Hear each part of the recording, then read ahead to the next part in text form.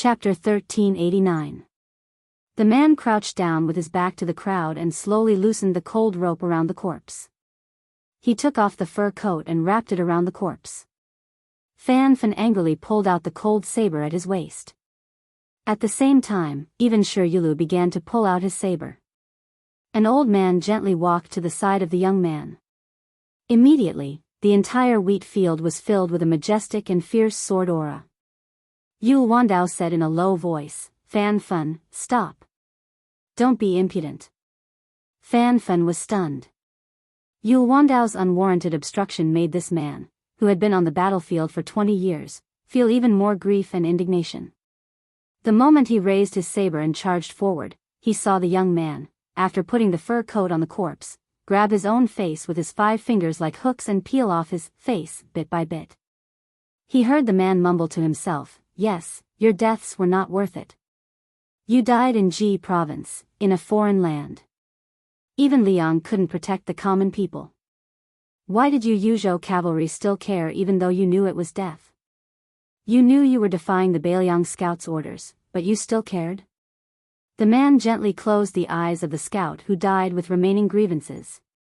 He smiled bitterly and said, "If it were 3 years ago, I wouldn't have understood either.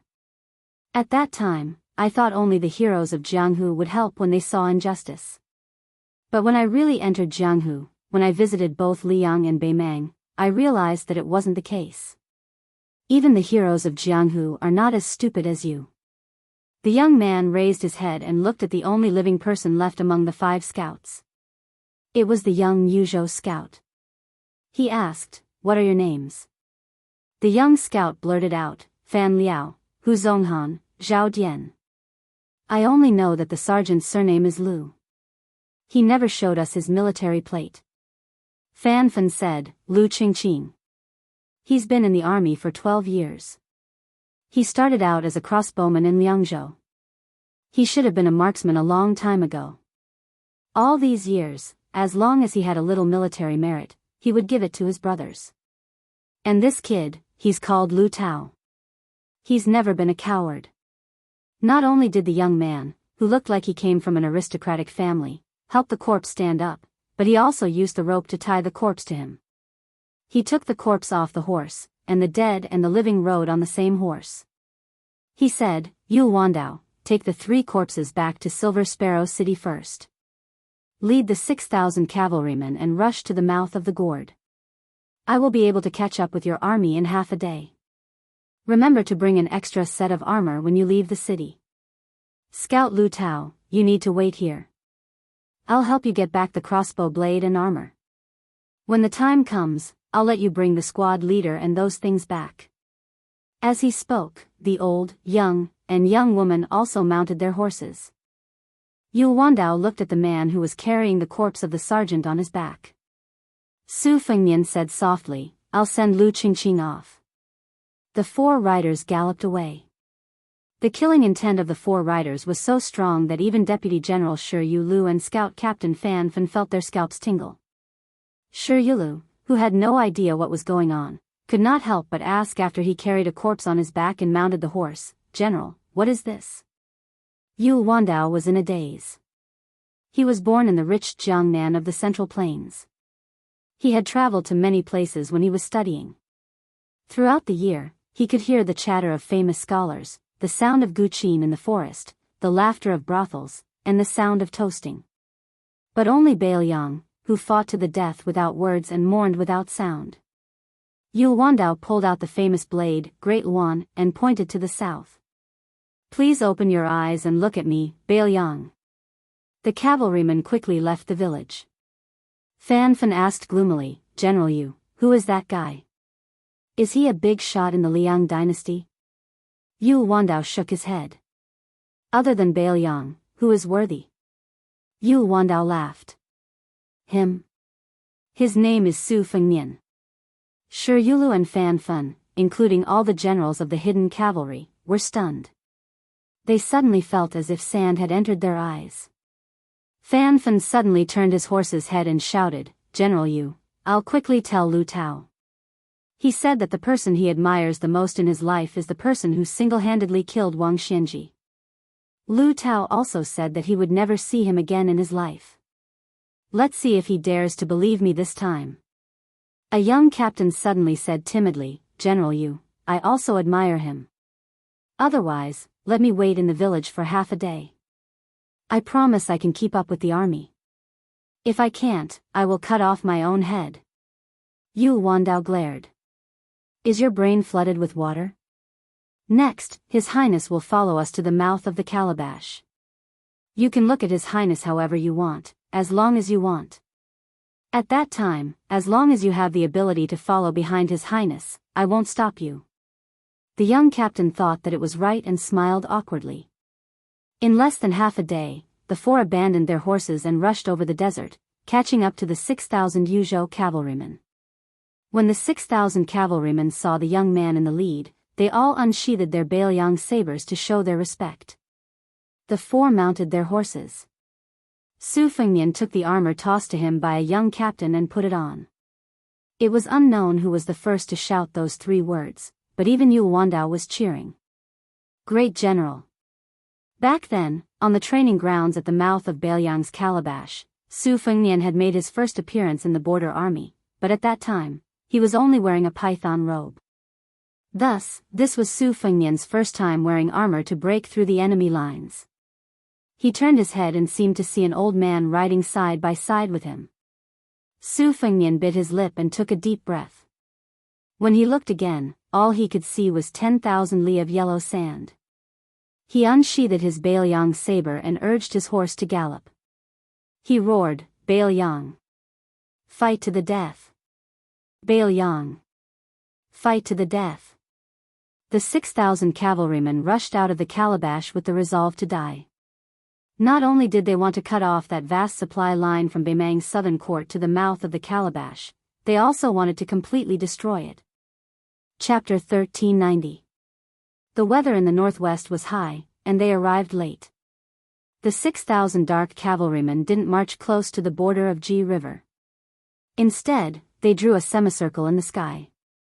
If the northern defensive line of Ji River was a relatively flat and straight bowstring, then the dark cavalrymen would be the arm of the bowstring. Within the area covered by the bowstring and the bowstring arm, there were many groups of Beimang scouts who had left the calabash and were patrolling the area. Their purpose was to prevent the supply of the army from being ambushed by the dark cavalry who had ventured deep into the enemy's territory alone. This time, Yu Wandao was still using the forced speed of the cavalry, and they had advanced over 600 miles in 3 days. In the eyes of those laymen who only knew how to talk about strategy on paper, or the common people who had heard of the famous steeds in the northwest that could travel over 1,000 miles in a day, this speed was not considered forced marching. But, if they could see with their own eyes how worn out the dark cavalry was, and how nearly 100 warhorses fell limp or even died when the cavalry stopped, they would understand how difficult it was to travel such a long distance in a hurry, where they would most likely be thrown into the battlefield at the next moment. In the dusk, Su Fengnian was washing the noses of his warhorses at a water source where the winter snow had melted. This time, the 6,000 dark cavalry had a total of 15,000 warhorses, nearly 3 times per man. Over 400 warhorses had died during the journey, and almost all of them were Beimang warhorses seized from the battlefield north of Silver Harrier City. It did not mean that the Mang warhorses were weaker than the dark cavalry. In fact, it was the opposite.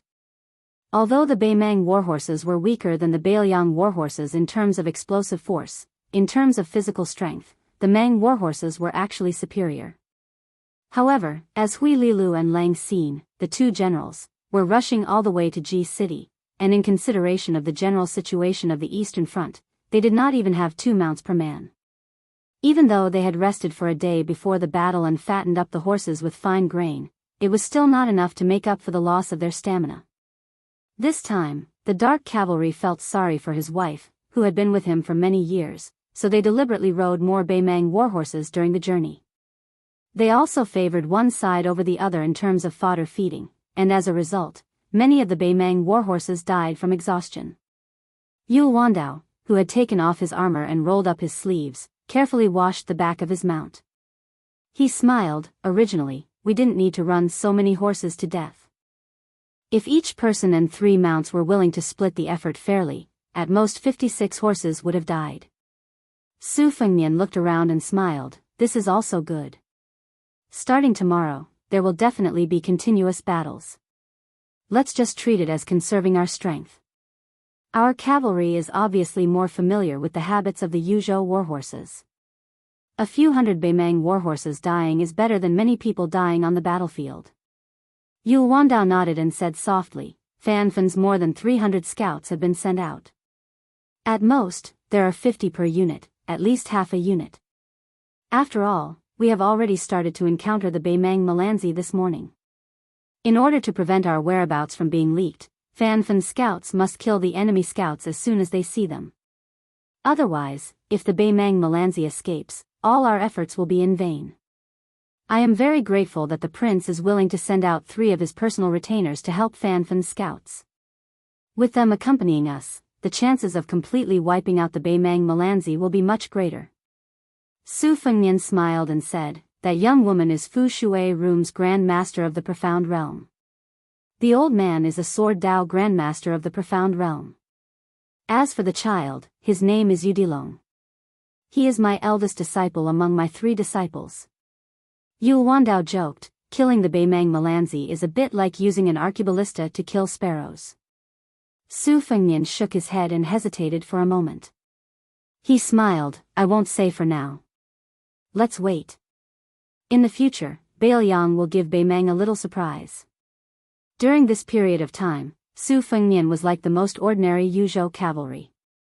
Not only did he not take away Yu Wandao's military power, he did not roam around like the other generals during several short breaks. He only acted as a temporary scout a few times, staying far away from the main cavalry to spy on the military situation. This time, the Yuzhou cavalry were all light cavalry. They abandoned excess supplies and reduced all items that would slow down the cavalry's speed. Except for a few generals who were equipped with spears and lances, all the cavalry were only equipped with a cold saber and a light crossbow. Those with outstanding strength could add a hard bow and 3 quivers of arrows. In the past few days, the army had maintained a column formation. When they entered the battle zone tomorrow, they would spread out horizontally in battle. In this forced march, the Yuzhou cavalry had opened the eyes of Su Fengnian, who had never entered the bottom level of the border army before. For example, the Yuzhou warhorses did not need to be pulled by the cavalry at all. They could follow their masters and move around. Even if they were temporarily stationed to rest, no matter how hungry or thirsty the warhorses were, they would always be within a few dozen feet of their masters. This meant that even if the Yuzhou cavalry were ambushed and the scouts outside did not have time to report, the 6,000 Yuzhou cavalry could still put on their armor and get into formation to meet the enemy in half an incense stick's worth of time. 3 feet of ice was not formed in a single day. The excellence of the Yuzhou warhorses had a lot to do with the saying, leaving Yang and Beiliang placed the most importance on horse management. A scout galloped back from the southwest. The one riding side by side with the scout was actually a young man with a tender face. His horsemanship was so good that he did not need to hold the reins. The way he held his hands in his sleeves was 50 to 60% similar to his master's. The scout commander ordered the more than 40 scouts under his command to dismount and rest. He and the boy named Yudilong rode to the side of the main general Yu Wandao and the great general, Su Fengnian. After dismounting, he cupped his hands and reported the military situation. It turned out that they had encountered 60 elite horsemen from a military town in Dragon's Waste province more than 60 li away. They thought it would be a fierce battle with heavy casualties, but they did not expect that the boy would take the lead. After breaking through the enemy lines, he jumped high off the horse and killed more than 20 horsemen with his fists in one breath. By the time the Yuzhou scouts pulled out their sabers and charged, it had become a one-sided chase. In one scene, while the thin boy was still in the air, he caught an arrow shot by a Mang horseman and stabbed it into the neck of the leader of the horsemen. He casually pushed the corpse aside, squatted on the back of the Beimang warhorse, and grinned at the scout commander who gave him a grateful look as he patted his horse. In the end, in this battle that should have been evenly matched, only 9 of the Yuzhou scouts were injured, and their injuries were not serious. At this moment, the burly scout commander could not help but reach out to rub the boy's head. Unexpectedly, the boy suddenly leaned back and dodged the scout commander's palm. The boy's feet were nailed into the yellow sand, and his body leaned back to the side. But he did not fall over, which immediately attracted a burst of cheers from the nearby Yuzhou cavalry. Su Fengnian looked at the boy who had been pretending to put his hands in his sleeves, and glared at him. "Stupid boy, why are you showing off the demeanor of a grandmaster? Stand still." Yudilong laughed and stood up straight again. Only then did the scout commander successfully rub the boy's head. Because his fingers and palms were full of calluses, although he tried to be gentle, Yudilong's hair was still messed up. The boy secretly rolled his eyes and then sighed like an old man. Afterward, the scout commander squatted by the water and casually washed his face. He glanced at the boy who was sticking his butt up and drinking water with his mouth and smiled knowingly. This little guy was really powerful. Not only did he easily beat a Baimang barbarian to death with one punch, but he also broke the warhorse's legs and caused it to fall to the ground. He also broke the boy's armor and body into two with a sweep of his arm. The scout commander sighed with emotion and turned his head to whisper, "Little guy, in the future, when you're on a battlefield where thousands of cavalry are fighting each other, you should take it easy. The northern barbarians' cavalry and archery aren't bad. Once you're targeted by them, they'll shoot you from all directions. It'll be very troublesome." Back in the day, our old scout commander Biyao also had good martial arts skills. Back then, he was injured in the ribs by a few arrows from the side and became ill. Otherwise, he wouldn't have left the border army so early. Yudilong smiled brightly and nodded. "I knew that. Master told me before that it's difficult for two fists to fight against four hands. Killing the enemy with hundreds of cavalry is not the same thing as a battle formation with thousands of troops. Don't worry, my eyesight is very good. Besides, even if I don't have eyes on my back, I'll still be able to sense the murderous intent if there's a sneak attack from the rear. Besides, Master also told me that in Biyao, as long as you break through the enemy's lines and charge forward, you don't have to worry about your back. If there's any danger, there'll naturally be fellow soldiers to block it for you." The scout commander asked, "Did the great general really say that?" The boy, who had drunk several caddies of water in one go and wasn't afraid of his stomach swelling, raised his head and grunted, "Yeah, right?" The scout commander, who was squatting by the water, rubbed his chin and sighed with emotion. "If you're not an old soldier of the border army, you wouldn't be able to say that." "Right, big guy, what does fellow soldier mean?" "It's the people who are equipped with cold knives and crossbows and kill the barbarians together. But I don't have a knife or crossbow. A few days ago, I asked Master for one, but he wouldn't give it to me." "Then what about me? Am I still a fellow soldier?" "Of course you are." "Then big guy, why don't you give me a set of cold knives and crossbows? I'm dying of envy." "If you're too stingy to give it to me, you can lend it to me." "Little guy, it's not that I'm stingy, but I can't casually lend my knife, crossbow, and warhorse to others. Otherwise, I'll be punished according to military law. Only when I retire from the army will I be able to leave behind a set of armor and a knife and crossbow." "Huh, I'll give them all to you then." "Okay. How long will it take? Talking to you is so boring." "Forget it, Master said that I shouldn't bite off more than I can chew. I'll learn other things after I've mastered the fist technique." "Sigh, but I really want to wear a knife on my waist like Master does." Hearing the boy's childish words, the scout commander laughed heartily. Yudilong turned his head to look at Su Fengnian, who was standing not far away, and shouted with a pleading face, "Master, when can I have my own cold knife? Big guy already admitted that I'm his fellow soldier. You've only been drinking the northwest sandstorm for 2 or 3 days, and you already dare to call yourself a fellow soldier?" Chapter 1391. Su Fengnian smiled and kicked the child's buttocks. Liang Longqian fell towards the surface of the water, but he didn't crash into the water. His hands were pressed against the surface of the water, creating 2 water trails. With a slight push of his hands, his body was upside down and he was still on the surface of the water. Soon, the second team of scouts returned to the army and reported the enemy's situation to Yulwandao. The burly javelin commander quickly left. Su Fengnian nodded with a smile. Udilong quickly slapped the water surface and jumped back to the shore, following the burly javelin commander to continue his scouting mission. The sky gradually darkened, but the Bailiang cavalry definitely did not dare to march in the night. There were many people in the southern army of Liang who suffered from night blindness. However, in the various border armies, not to mention the Bailiang cavalry who were proficient in night battles, even the Liao and Ji provinces rarely suffered from blindness. On one hand, the supplies in the border towns were better than in the interior of the dynasty. On the other hand, the selection of soldiers at the border, especially the cavalry, was targeted. Of course, in the middle of the night, if they only relied on the illumination of the torches in the northern Liang border army regulations, the advancing speed of the cavalry would inevitably be greatly limited. In addition, unless it was a specific battle with a clear objective, the cavalry generals would avoid it if they could. The 6,000 cavalry moved through the yellow sand like dragons. Under the curtain of night, Su Fengnian suddenly asked, "Yul Wandao, have you thought about this? We are far from Ji province's Silver Sparrow Hawk and Horizontal Water City, and the opening of the gourd is even blocked by Northern Mang's army of 90,000.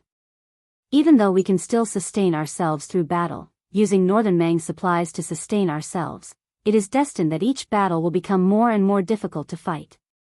When the time comes, the battle situation will be unfavorable, and Northern Mang will eventually form an encirclement. When we are at the end of our rope, Udilong and I will be able to leave if we want to, but you and your 6,000 cavalry might not even be able to die in the gourd." Yul Wandao smiled calmly. "No wonder your highness doesn't want to get close to those Yuzhou cavalry. Are you afraid that as the king of Bailiang, you will see their last moments before they die? Actually, great general, you don't have to be like this. Ever since the day we set out, we already knew what our fate would be. These soldiers might not have read much, or even never read a book. However, after years of war, none of them are stupid. It's not like there aren't any who don't want to die in Ji province. Due to various reasons, more than 1,000 people left. Some were afraid of death and used their connections to get in through the back door. However, there were also some who were forced to leave because they were the only sons of their families and were too young." Yul Wandao's expression was exceptionally calm as he slowly breathed in. "However, since we've come, we've already accepted life and death. Even if we were hesitant before the battle, we can't be cowards on the battlefield." Afraid of death? Of course, there were. However, how long would it take for the cavalry to charge when the two armies were in a stalemate? If one's limbs went soft and they were afraid of death, they would really die. After one charge, he would die very quickly. After the charge, those who didn't die would see their comrades die one by one behind them. They would just lie there alone on the battlefield and naturally wouldn't be afraid of death. This is how war is. Ever since our Bailiang great general left Liaodong, we've been injecting energy into the Su family's cavalry. We've been honing them for more than 30 years, almost 40 years, just to nurture this energy." Yul Wandao turned to look at Su Fengnian. His expression was solemn and sincere as he said in a deep voice, "Most importantly, be it the Su family's cavalry or the Bailiang cavalry, no matter how many people died in battle or how many defeats we suffered, we've always won in the end. Even if only a few hundred of us are left standing on the battlefield, we've never been afraid that no one will collect our corpses after we die. The only ones we need to be afraid of are the enemies pointed at by our Bailiang's blades." Su Fengnian was silent for a long time. Then, he smiled and asked, "You're the eldest grandson of the Yu family. Don't you feel that it's awkward to say our Bailiang?" Yul Wandao seemed to be stunned for a moment. Clearly, he had never thought about this question before. He lowered his head and glanced at the large Luan blade at his waist and the cold blade at his other side. When he raised his head, his eyes were especially clear as he said slowly, "When I first arrived in Bailiang, of course I wasn't willing to consider myself a Bailiang citizen. Later on, I don't remember when I blurted it out. But since I don't have the slightest impression of it, I think it should be a matter of course. I, Yul Wandao, like the scenery of the Northwest Great Desert from the bottom of my heart. It's desolate, vast, and magnificent. Being in it makes one feel small. Even the smell of horse dung in the army camp will be liked after a long time. It's not like the prosperous cities in Jiangnan where no matter how good the wine is, one will feel nauseous after drinking too much. No matter how expensive the rouge on a beauty is, one will feel disgusted after smelling too much. I, Yu Wandao, have been raised by my parents and my family. I can only let them down in this life. Speaking to this point, Yu Wandao removed the great Luan blade from his waist, one of the world's top weapons. He lightly tossed it to Su Fengnian and said with a smile, "If I really die in battle outside the mouth of the gourd, it'll be difficult to collect my corpse. In the future, Your Highness can just place this blade in my cenotaph." "Oh right, Your Highness, other than the cenotaph, I also want a piece of the forest of steels behind Mount Qingliang." Su Fengnian tossed the priceless Great Luan blade back to Yu Wandao and said with a bitter smile, "Put it away for now. Even if there's a slim chance of survival, as long as it's not a situation of certain death, don't lightly talk about collecting my corpse." At the end of the 3 in the morning, the sky had not yet turned green and white.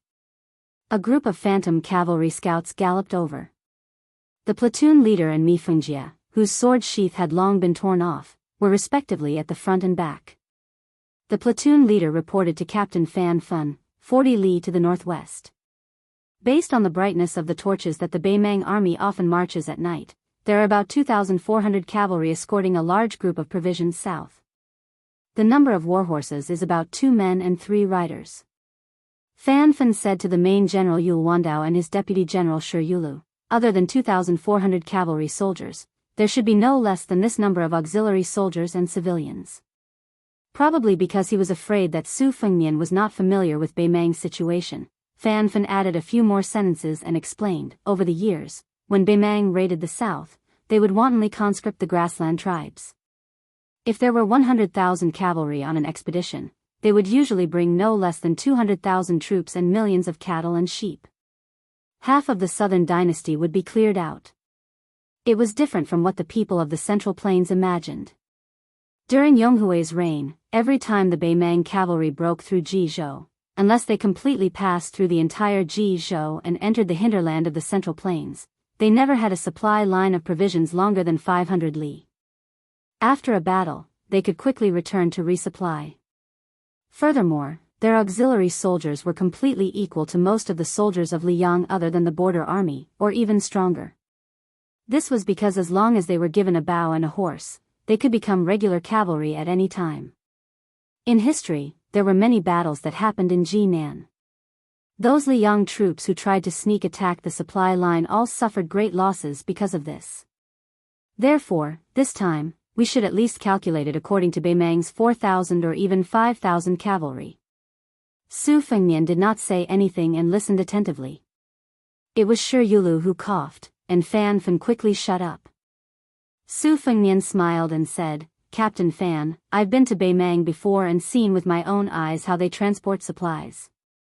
I have some understanding of their combat strength. Right now, I'm just a normal cavalry soldier. I only care about charging and breaking through enemy lines on the battlefield."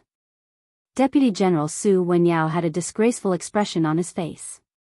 He pointed his horse whip at Fan Fan and scolded with a smile, "Scram to the side. Aren't you worried that you'll delay the military plan with your chattering? When our prince was learning the art of war from those generals, you were still playing in the mud with your crotch wide open." Fan Fan scratched his head in embarrassment and urged his horse to leave. He did not need Yu Wandao and the other generals to order him to investigate the military situation. He personally led the scouts and went forward. When the warhorse had already galloped half a li, this captain finally realized that something was wrong. He, Fan Fan, was already a man in his 40s. Logically speaking, when he was playing in the mud, his prince was not even born yet. When Yu Wandao gave the order to prepare half the army for battle, the order was passed down quickly and accurately. The 6,000 cavalry immediately entered a state of readiness for battle. Compared to all the other armies in the world, the Beiliang army had one thing that many people could not understand. They already had the greatest combat strength in the world, but they still made a fuss over minor details year after year. This was especially true after Chen Jibao became the protector general of Beiliang, where they had reached the point of perfection. Thus, in the Liang imperial court, there was once a civil official who mocked a certain place. Even the protector general had to care about where the latrines were built in the barracks. Did that mean that they had to follow the rules when they took a dump? In reality, it really was a coincidence. After the Biyao army set up camp during the war, they really did have to manage the latrines of the soldiers. When they ate, drank, and slept, there were detailed rules related to it. Even if there were rats in the barracks, cicadas in the summer, snow in the winter, and other small things, they all had to be strictly investigated. If one said that the Baimang were a race on horseback, they were natural warriors. Then the 300,000 soldiers of the Biyao border army were battle maniacs who had been trained bit by bit. From the commanders and captains to the minor captains, everyone knew what they should do and what they should not do when war came. They did not need to think about what to do. Everything would become natural. This was because the rules and regulations that had been beaten down countless times were deeply imprinted in their bones. As for those higher official titles, it was very simple. They represented military merit. Chapter 1392. Biyao's army had always been fair in its rewards and punishments. For example, corruption might have long been a common occurrence within the borders of Liang. Biyao did not dare to say that corruption was completely forbidden. Far from the borders, the families of generals and soldiers would not be lenient when it came to taking money. However, in the border army, once it was verified, even if one had embezzled a few taels of compensation, the military law bureau would go forward and behead the officials in public. The superiors of the embezzling officials would be demoted 3 ranks and demoted. Biyao's Daoist strategist, Li Gongda, had privately said something profound. If the descendants of generals and soldiers in Lingzhou viewed wealth as their lives, they would have gone mad from poverty. However, Biyao had never been stingy in its rewards for military service. After beheading a few people, they would be promoted on the spot. When they returned to receive their rewards, they would open chests filled with shining silver in the barracks and take it on the spot. The border army had a large group of courier riders in charge of transporting the silver away from the border. When Su Shao conquered the imperial palace of northern Han, the first thing he did was to open the national treasury and distribute the silver. At that time, a certain Jiao Si, who was in charge of supervising the army in Liang dynasty, kindly reminded him to be careful of impeachment in court. At that time, Su Shao only said one thing: if you eat it, you can only poop it out. Whoever wants it, I'll take my soldiers and squat in front of their door. Of course, the 6,000 Yuzhou cavalry would not swarm forward as soon as they heard that there was prey 40 li away. Yu Wandao's order was for half of the army to attack. When the 6,000 cavalry advanced 30 li under the lead of the vanguard, who was in charge of choosing the route, the 6,000 cavalry began to change horses at the same time. Dismounting and changing horses was almost completely silent. 3,000 cavalry began to advance slowly with a single horse. The remaining 3,000 cavalry were not in a hurry to attack, but they were divided into 1,000 cavalry in the middle and 1,000 cavalry on the left and right flanks. Nearly 10,000 idle horses were temporarily restrained by these 3,000 cavalry who were biding their time. The sky was just beginning to brighten. At this moment, the 3,000 cavalrymen were less than 5 li away from Baimang. Northern Mang wasn't completely blind either. The several groups of horses they sent to the east had pretty much all died. Even though the few cavalry that made it back couldn't even figure out how many soldiers the enemy had, Northern Mang army had specialized, truth listener soldiers under their command. Even though the answers they obtained weren't too accurate, they wouldn't go so far as to say that several thousand cavalry was only several hundred. As soon as they heard that at least 2,000 enemy cavalry had appeared, the 2 Kiliarchs were shocked. They quickly set up a cavalry line across the north and south. The auxiliary troops, as the second wave, hurriedly mounted their horses, ready to enter the battlefield at any time. The Battle of the Western Wall in Liang and Dechu had been at odds with each other for several years. From the initial 70 to 80,000 against 100,000, in the end, both sides had exhausted almost all of their national strength to hundreds of thousands against hundreds of thousands. There were constant casualties, and constant reinforcements. During this period, both sides had used countless brilliant and tragic battles. Among these battles, there was a principle that later generations of military strategists were taught. In a battle where the difference in strength and morale between the two sides was not great, the side that staked everything from the beginning and did not know how to let elite troops make the final decision at the crucial moment would often lose miserably. The reason why Chen Jibao was able to stand out and become the only young general who was on par with the four famous generals of the spring and autumn period in terms of military achievements and reputation was precisely because, in his hands, he had fought time and time again in the classic battles where the enemy was at a disadvantage but slowly turned the situation around and then turned defeat into victory. Moreover, in any battlefield where he had the advantage in military strength, he had never lost. The two armies faced each other from a distance. The battle lines had already been pulled apart to what they thought was the best width. When the two Kiliarchs saw that banner, they no longer had any wishful thinking. It really was that word. Su. No matter why these 3,000 cavalry would appear outside the mouth of the gourd, they were truly the Biyao cavalry. The Biyao cavalry advanced in an orderly manner. Kill. As if they could not endure that suffocating feeling, the 2,400 Biyao cavalry began to push their warhorses to their maximum explosive power, taking the lead in a rapid charge.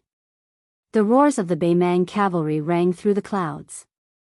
On the other side, the two deputy generals of the Wuxia cavalry who had not yet truly charged suddenly spurred their horses. While charging forward, they slightly shifted their direction. After approaching the cavalry at the center of the front line, Shi Yulu laughed loudly. I am honored to be able to fight side by side with the great general. Su Wenyao also said, what General Shi said is what I was thinking. That cavalry did not say anything, only smiling and nodding his head. Near this cavalry, a blank space seemed to have appeared in the cavalry formation. This was the order of the main general, Yu Wandao. When the two deputy generals returned to their original positions, Yu Wandao pulled out his cold blade, raised it high, and lightly waved it forward. Charge! There were none of the heart-wrenching roars of Biyao. There was only the sound of blades being pulled out and horse hooves. Although the 3,000 Yuzhou cavalry were silent, the eyes of each cavalry were filled with an unswerving determination and passion.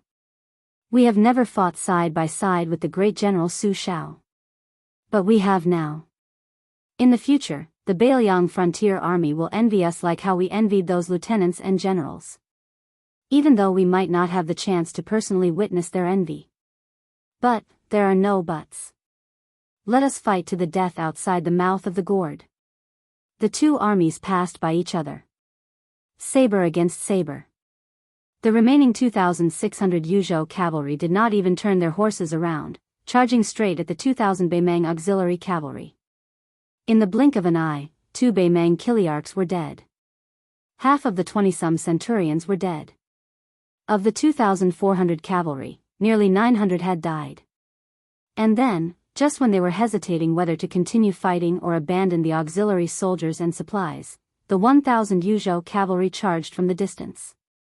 On the left and right flanks, there were 1,000 cavalry that brazenly charged into the battlefield. They were not given a single path of survival. They could only fight with their lives on the line. All the surviving centurions were shocked and in disbelief. Although they were not the elite cavalry of the border towns, these Biyao cavalry were only the light cavalry of Yuzhou. How could their first charge be so disastrous? 2 hours. Chapter 1393. 6,000 dark horsemen had killed 5,600 Biyao soldiers, including their cavalry. Under the interrogation of torture, they learned that there would be another 1,200 cavalrymen escorting the provisions 150 miles to the north. Then, they silently selected all the 5,000 Yuzhou cavalrymen who were not injured and began to rush north. In fact, 5,200 dark horsemen had survived, but they were all heavily injured. They would turn back the way they came and head east, finally heading south at the river province border. But everyone knew that even if it was the safest journey east, there would still be people rushing to the stables after smelling the stench of blood. Keep up with the main army? This was a battle of stampede. Once the cavalry found it difficult to even travel, they would only be a burden. If this was the case after one battle, then what about the second and third battles? This Yuzhou cavalry would become more and more overwhelmed and would only cause more of their fellow Yuzhou soldiers who could have killed more Beimang barbarians to die. The leader of the 200 horsemen was a heavily injured lieutenant. It was he who had volunteered to take the wounded east, and Yu Wandao did not refuse. The man who had killed 400 Mang cavalry by himself did not say anything. The captain looked to the north and grinned. Brothers, we're counting on you. A burden? That's right, the 200 or so of us are just a burden. What's there to be embarrassed about? This daddy really doesn't have any more barbarians to kill. If only there were. Dying in battle is better than dying on the bumpy road. The more we can die, the better. Suddenly, a horseman broke away from the cavalry formation and galloped toward them. It was the young woman beside that man. She looked like a delicate and pretty woman, but not long ago, this lieutenant's scalp went numb when he saw her kill. She carried a medicine box on her back and said calmly, "He asked me to send you to River Province." The 200 horsemen were dumbfounded. The lieutenant roared, "We don't need you to care about us. Just kill 200 or 300 Beimang barbarians for this daddy and we'll break even." She glanced coldly at the lieutenant. "You're quite loud. Looks like you won't die anytime soon. If you have the guts, go ahead and shout at him. Also, the only thing that can make me go back is his order and you have to defeat me." "But with just you?" The lieutenant's face turned red. If this daddy hadn't taken 6 blows. She pursed her lips and asked, "So what?" The lieutenant swallowed his words, and his aura weakened a little. "I still can't beat you." Fan Shaochai said calmly, "Don't worry. He asked me to pass a message to you. Bring them back to Serenity Province alive. As for killing the barbarians, he'll make up for your share and mine." At this moment, the sound of a horse falling off came from the cavalry. Someone had died. Fan Shaochai glanced at them. "Just take the corpses with you. With me here, as long as you don't face more than 500 riders, it doesn't matter how slow you go." The captain dismounted from his horse and quickly walked to the corpse before squatting down. A horseman whose left leg had been torn open and casually bandaged was squatting beside the captain and the corpse. His injuries were relatively light and he was riding on the same horse as his comrade who had fallen off the horse. He held the reins with one hand and used the other to support his comrade, but he still couldn't stop him. It didn't matter whether he had fallen off the horse or died on the way back. The horseman raised his arm and wiped his eyes, sobbing. Before he fell off the horse, he said that he hadn't killed enough Beimang barbarians in this life and that he would reincarnate in our Biyao in his next life. Fan Shaochai tilted her head and raised it so that no one could see her eyes. "Grandpa, Dad, it's not shameful for you to lose to this kind of Su family cavalry." Farther north, Yu Wandao said angrily for the first time, "Is it time for me Fengjie to leave after the next battle? And the next battle will be Yudilong? Then what will you do?" Su Fengnian nodded. Yu Wandao was about to speak. Su Fengnian turned to the commander and said calmly, "I'll stay here until all of you are dead. If the Beimang can even keep me here, then they'll be able to do it." Yu Wandaozhen was truly enraged. He had never been so angry in his life. "Motherf *Ker, I can't beat you." Shi Yulu said in a low voice, "Prince." Su Fengnian smiled. "I know what's important and what's not. Before coming to Ji province, Huangfu Jin had already reminded me. Don't worry, I still stand by what I said. As long as the king of the northern courtyard doesn't come here personally from Lu province, it's not difficult for me to leave. Besides, most of the Beimang Qi refinement warriors are dead, but we still have the Guanyin sect in Beilyang. Now, I can know where Tuoba Bodhisattva is, but he doesn't know where I am. Even if there's danger, I can get the news in advance. Besides, if Tuoba Bodhisattva wants to come here, he has to go through 2 obstacles. One is Su Yanbing, and the other is the Wu family cavalry and swords." Yu Wandao snorted. Su Fengnian looked into the distance and suddenly said softly, "I'm sorry." Yu Wandao, Shi Yulu, Su Wenyao, Mi Fengjie, Yu Dilong, and the dozen or so cavalry nearby all fell silent. Then, Yu Wandao, Shi Yulu, and Su Wenyao began to hum a song at the same time. Brilliant Baoyang's spirit-suppressing song. Sending off our comrades. Farewell. Yu Dilong had never heard of this song, but he began to hum along with them with a sobbing tone. He finally put on his cold saber. A set of iron armor was tied tightly to the horse's back. It was the one he had taken from the corpse of the big scout. Until now, Yu Dilong still didn't know the big guy's name. His master had asked him to bring it back to Yuzhou. Yu Dilong pursed his lips and wiped them hard. He gripped the saber hilt tightly and choked. Big guy, before master chased me away, I promised you something. I wasn't bragging. I, Yu Dilong, will definitely do it. I'll kill 1,000 Beimang barbarians. There was a sad song between heaven and earth. It spread to the 5,000 Yuzhou cavalry. They began to hum together. They were going to die so generously. There were millions of households in Baoyang. How many of them were wrapped in iron armor and withered bones? Scholarly honors were paid with a pot of wine. How many emperors, kings, generals, and ministers were there? Good men, don't say that the heroes of the world have fallen into my trap. Little girl, don't hide your admiration deep in your belly. Come, come, come. Let's see who's beating the beauty drum. Come, come, come. Let's see who's the Yang realm's butcher. Come, come, come. Let's see who's going to fight for the throne with me. Chapter 1394. The 3,500 dark cavalry quickly left a battlefield strewn with corpses. Behind them were waves of thick smoke from the burning of provisions. This was already the 5th time the dark cavalry had helped Northern Mang light up the smoke signal outside the gourd.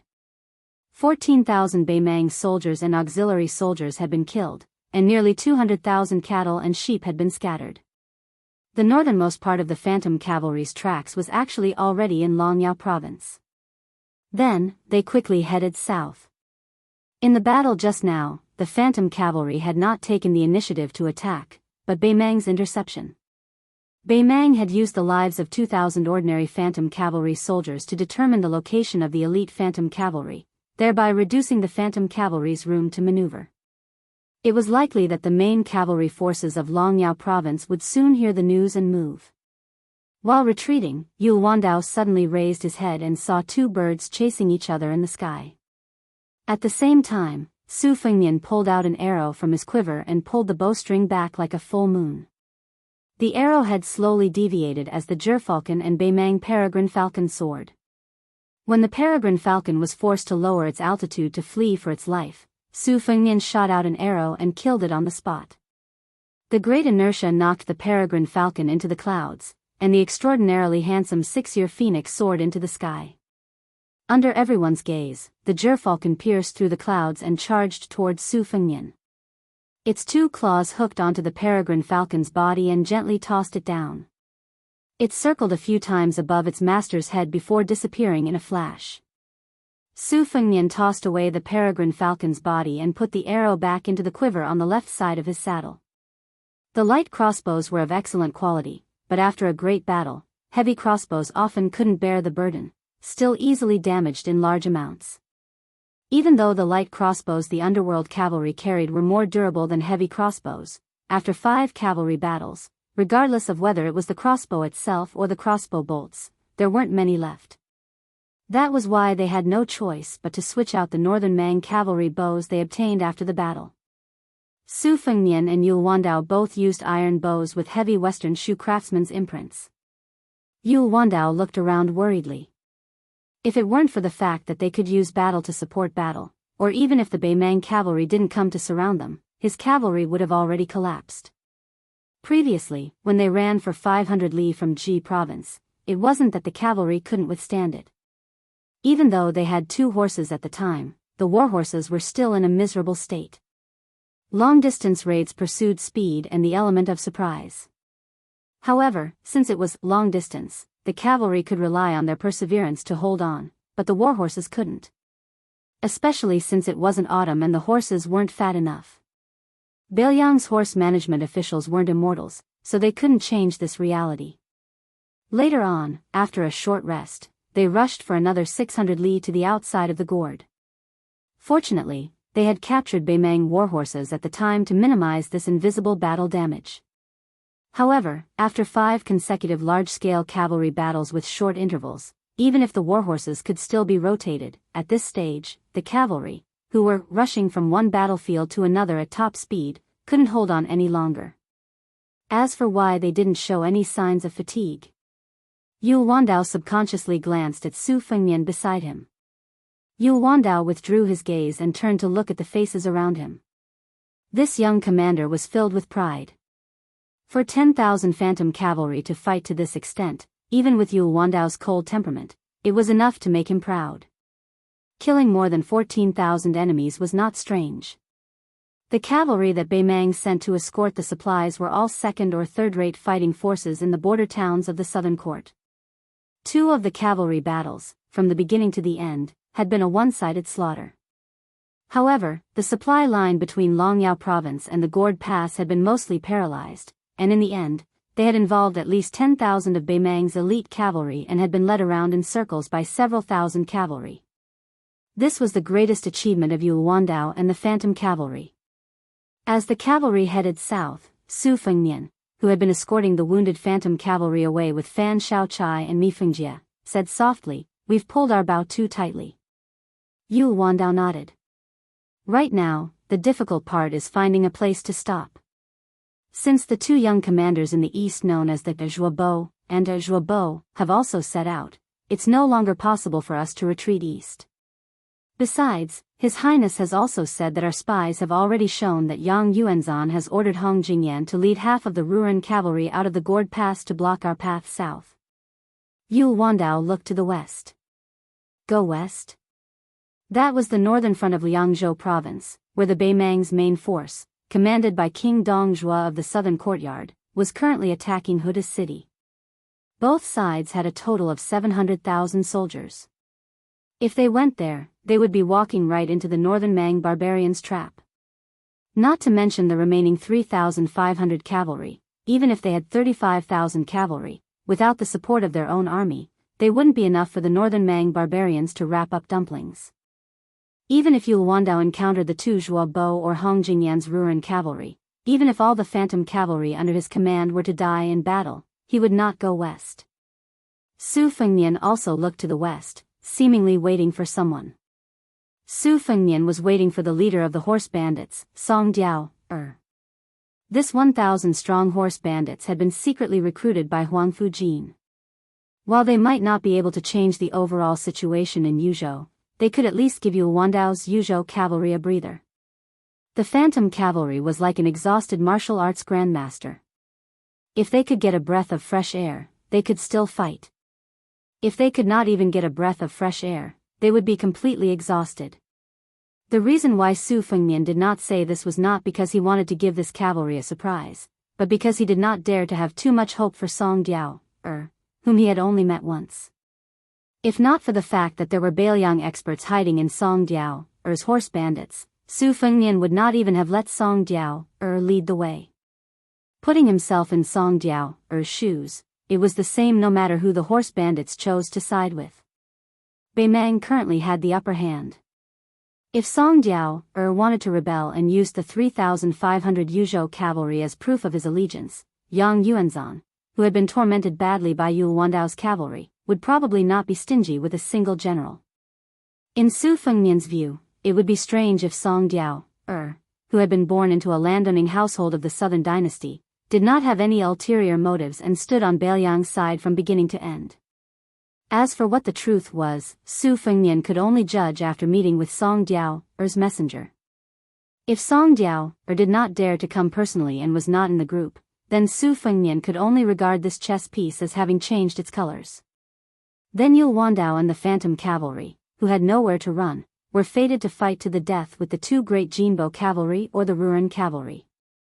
And Su Fengnian would go alone to find Song Diao.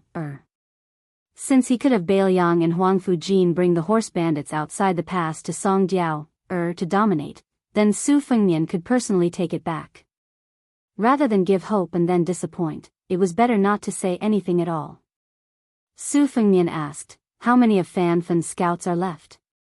Yu Wandao said bitterly, "Originally, there were less than 60 old scouts. Behind them, more than 800 cavalry have taken their place, barely maintaining the number of 400 scouts. Therefore, it can be said that Captain Fan's losses are the greatest. There is nothing that can be done. Fighting outside the pass, as a scout, he will definitely die at the very front." Yu Wandao pursed his cracked and bleeding lips, a smile appearing on his face. He said in a hoarse voice, "However, we have not fought these battles for nothing.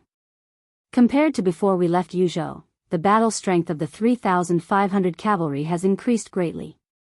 As long as we can breathe a sigh of relief, we can completely recover. Against the Ruren cavalry of the same strength as Hong Jingyan, we dare to say that we can win. Before this, who in Yuzhou, which was only known for its infantry, would have such thoughts? If these 3,500 people can return to Yuzhou alive, it will definitely be of great benefit to the entire Yuzhou war." Deputy Generals Shi Yulu and Su Wenyao both had subtle expressions, not daring to speak. They were afraid that Su Fengnian would misunderstand the main general's words and misunderstand that the Ruren cavalry was complaining about their awkward situation.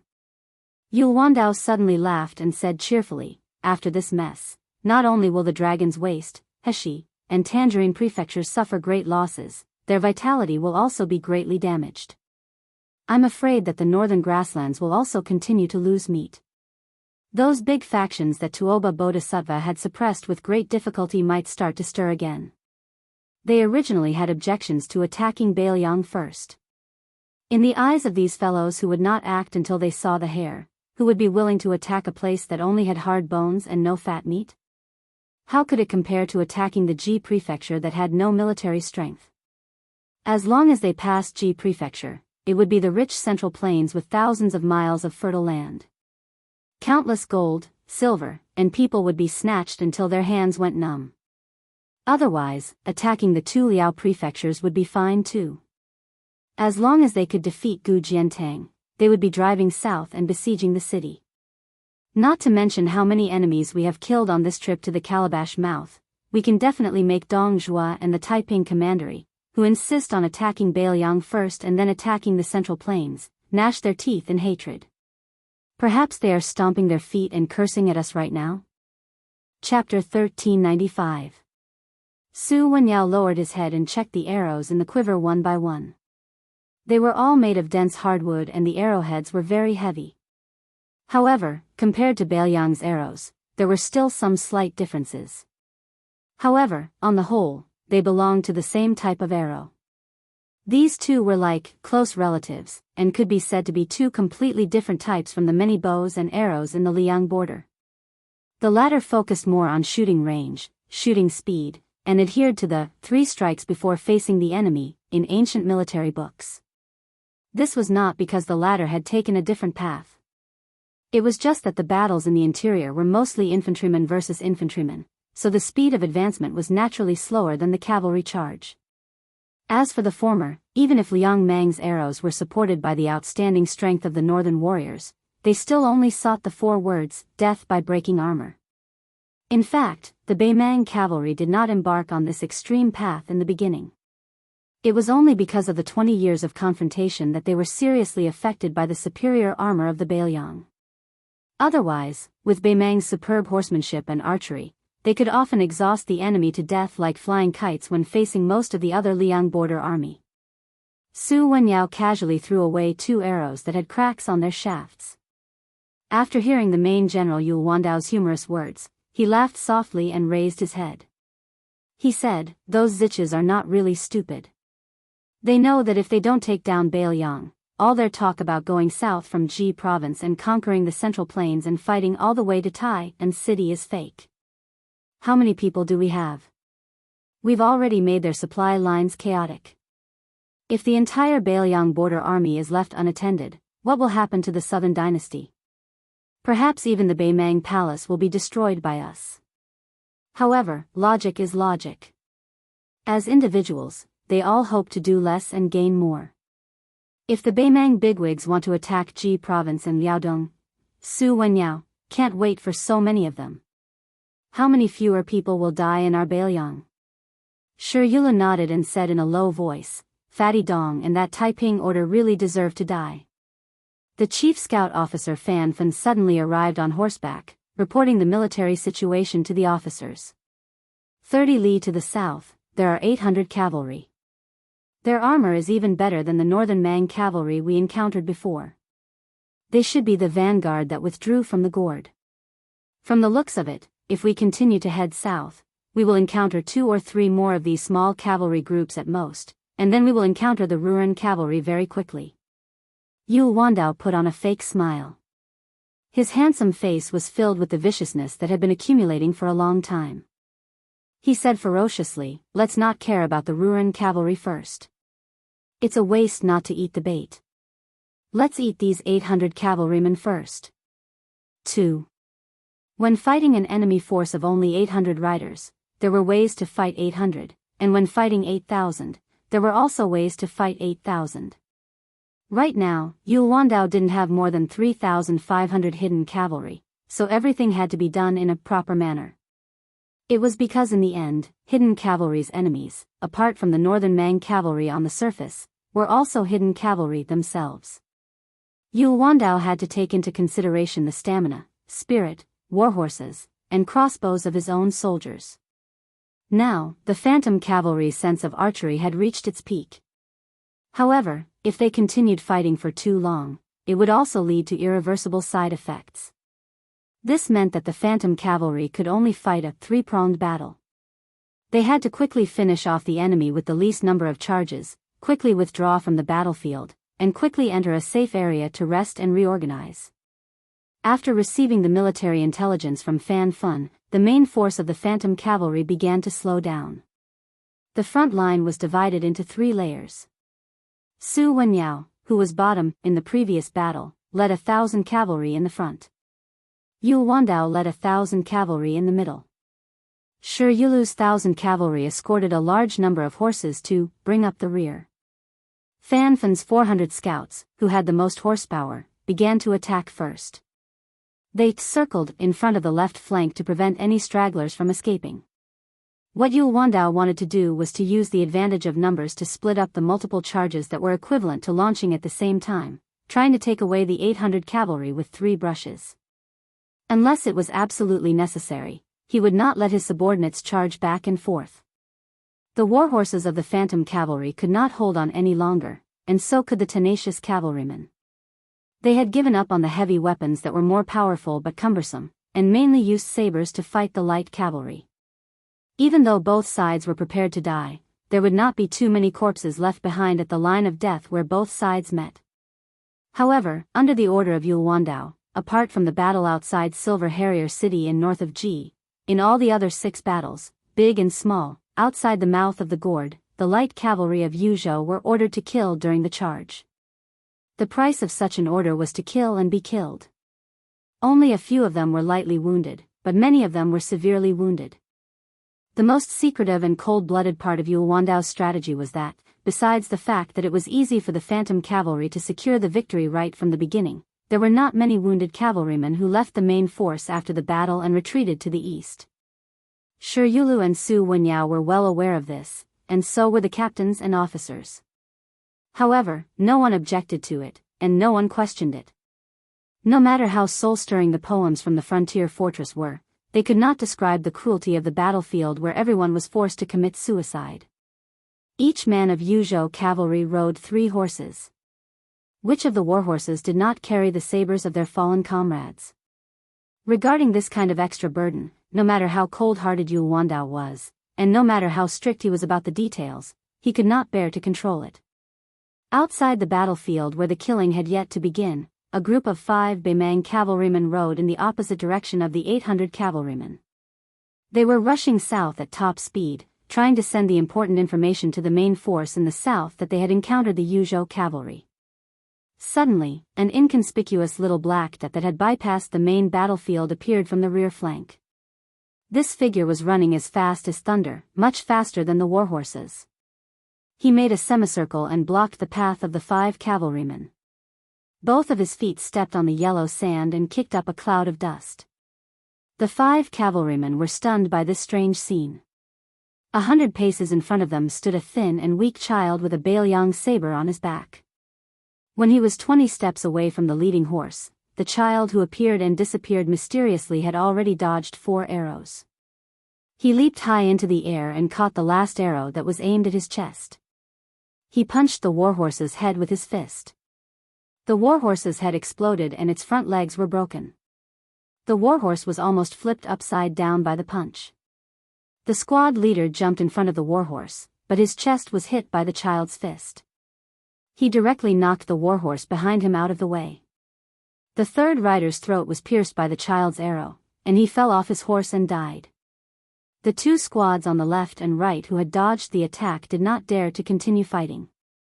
They spurred their horses and charged forward. The child turned around and ran wildly. He caught up with a cavalryman and grabbed the tail of a warhorse with both hands. His feet steadied, and the galloping warhorse's hooves came to a halt. Its tail was broken, and it neighed in pain as it desperately tried to speed up. The child rushed out with a single step, standing shoulder to shoulder with that warhorse. With a casual sweep of his fist, he struck the warhorse's abdomen, sending the Northern Mang scout on its back flying along with the warhorse. That scout, whose feet didn't leave the stirrups in time, fell to the ground and was forcibly knocked to death by the warhorse's back. The child's figure did not slow down at all. He quickly caught up with the last cavalryman, who was trembling in fear. He bent down, grabbed the horse's hind legs with both hands, and twisted his feet on the ground. The warhorse's hooves were off the ground, and it spun in a circle in the air before it was thrown out. After the cavalryman was thrown off the horse, he struggled to stand up. The child came in front of him, pulled out the Biyao saber from his back, and stabbed it into the Baymang barbarian's heart. After pulling out the saber and putting it back into the scabbard, the child said calmly, "Big guy, this is the 379th one." Later, Commandant Fan Fun and the 400 scouts saw this scene from afar. They did not come forward to say anything. Instead, they began to form a formation in the north. After Fan Fun helped the child bring a warhorse, he patted the Biyao saber on his waist and laughed softly, "Little general, why don't you take my saber after I die? I'm not greedy. When the time comes, you can help me kill 50 Baymang barbarians." Udilong jumped onto the horse's back and stood with his saber in his sleeves. The child who was covered in blood rolled his eyes. Nowadays, the Yuzhou cavalry liked to call this child called Udilong Little General. 2 days ago, Udilong was supposed to escort 60 wounded riders to the east under Su Fengnian's arrangement, but the child refused no matter what. Even though Su Fengnian's face was angry, the child was still holding the warhorse with one hand, which had the big man's relic on it, and the northern cold saber on his back. He did not say anything, he did not want to leave either. Later on, it was a lightly injured officer who took the initiative to leave the main force, personally escorting the wounded as they retreated. Before leaving, he joked with this little general who had slaughtered his way through several great battles, telling him that he would just treat it as owing him 50 Northern Mang barbarians. Only then did Su Fengnian tacitly agree to let Udilong stay. The child probably really respected Su Fengnian, his master. Even if he stayed in the army, he did not dare to appear beside Yu Wandao and the others. 1 man and 1 horse hung alone at the tail of the cavalry and never spoke to anyone. Other than going out with Fan Fan's scouts to spy on the military situation, he always silently followed behind the army alone. On the main battlefield, the 800 Baymang cavalry were almost completely wiped out after 3 charges. The 70 to 80 fleeing cavalrymen were also completely wiped out by Udilong and Fan Fan's 400 scouts. All the Baymang cavalrymen who were still alive were finished off by the Yuzhou cavalry who were cleaning up the battlefield. Su Fengnian stabbed a Northern Mang centurion to death with his iron spear, whose eyes were filled with resentment before he died. He lightly raised his head and looked towards the west. More than 10 riders who were watching the battle from the other side of the river appeared in the distance. Su Fengnian's heart sank. He did not see that familiar figure in his field of vision. Chapter 1396. Su Fengnian patted his horse and dragged his spear forward. Just as he and his horse were about to cross the battlefield, a young Beimang cavalryman fell at the edge of the battlefield. His neck had been cut by a cold saber during the charge, and blood was flowing out. The dying young cavalryman raised his arm and tried to lift the Beimang saber. Su Fengnian glanced at him lightly. He did not hand over his spear and continued to urge his horse forward. But soon, not far behind him, two phantom cavalrymen knocked their bows and shot arrows at the same time. One arrow pierced through the Beimang cavalryman's saber-wielding arm, while the other pierced the young barbarian's cheek from the side. The dozen or so cavalrymen who came with Su Fengnian were all wearing armor, but their styles were messy. They did not look like they were from the regular border army. Most of them had a strong bandit aura that could not be concealed. The leader of the cavalrymen was still shocked when he saw Su Fengnian up close. He climbed down the mountain and dismounted, not daring to reveal Su Fengnian's identity. He knelt respectfully and said, "I, Hong Piao, am late. I cannot atone for my late arrival." Su Fengnian nodded and said, "Get up." Hong Piao stood up and said in a low voice, "Song Diao, is already on his way. He has more than 1,200 cavalrymen under his command." Before he came, there was a setback and more than 300 people were purged. Among them, 4 of the Beimang spies were dug out. Su Fengnian did not comment. He smiled playfully and said, "Dug them out?" Hong Piao did not dare to speak.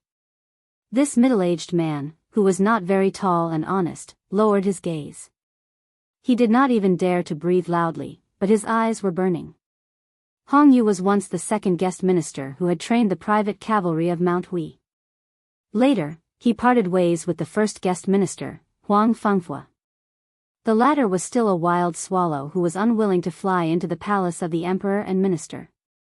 Hong Yu, who was more ambitious, joined Bailiang's army and hoped to make a name for himself on the battlefield in the northwest. Unfortunately, he was never put in an important position.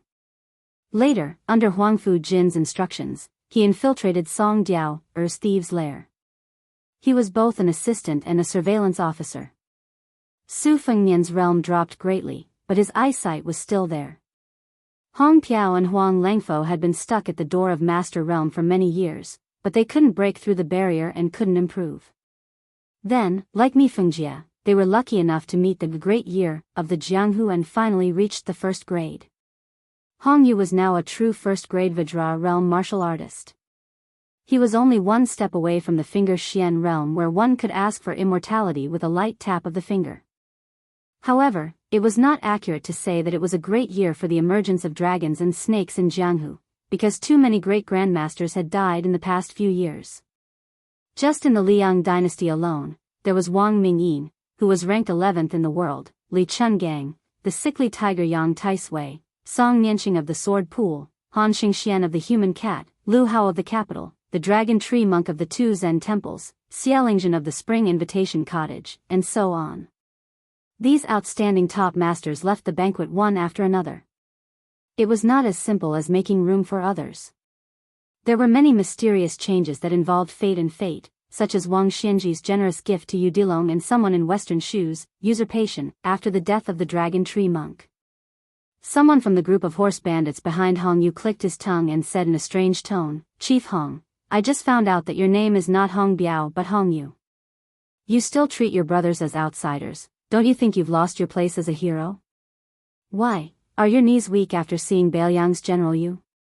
One of the leaders of that Song tribe mounted bandit clearly mistook the young military general on the back of the horse to be Underworld Cavalry's main general Yu Wandao. After all, for such a young border army general to be able to command 10,000 men, regardless of whether it was in northern Mang or northern Liang, even if he couldn't be said to be extremely rare, he could still be counted on one's fingers. For most of the horse bandits around Song Diao, they only found out about the inside story after the unexpected and bloody incident. They were not disgusted by the fact that their mother's family was part of the northern Liang army.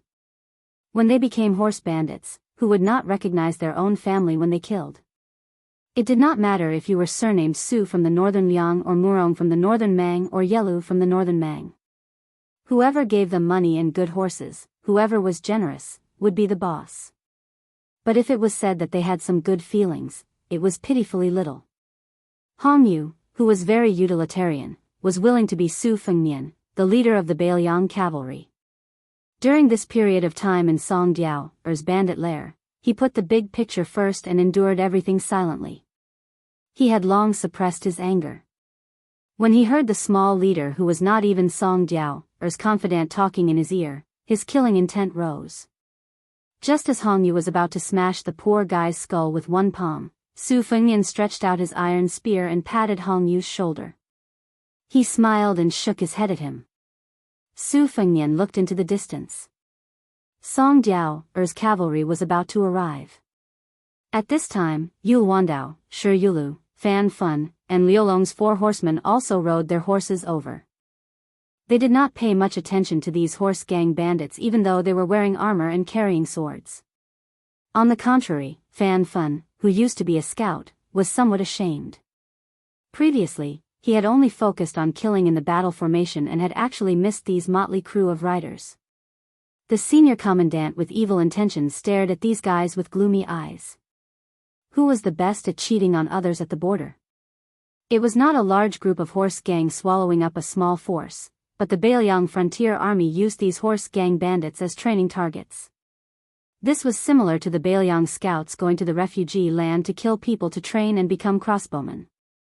This was especially true for the Rouge army, which was a terrifying heavy cavalry once they put on armor. Usually, when they had nothing to do, they would go out of the pass with light armor and light cavalry. They liked to scatter into groups of 100 to search for horse gang bandits outside the Great Wall. They did not carry cold swords or crossbows, but all carried iron spears. That was not all.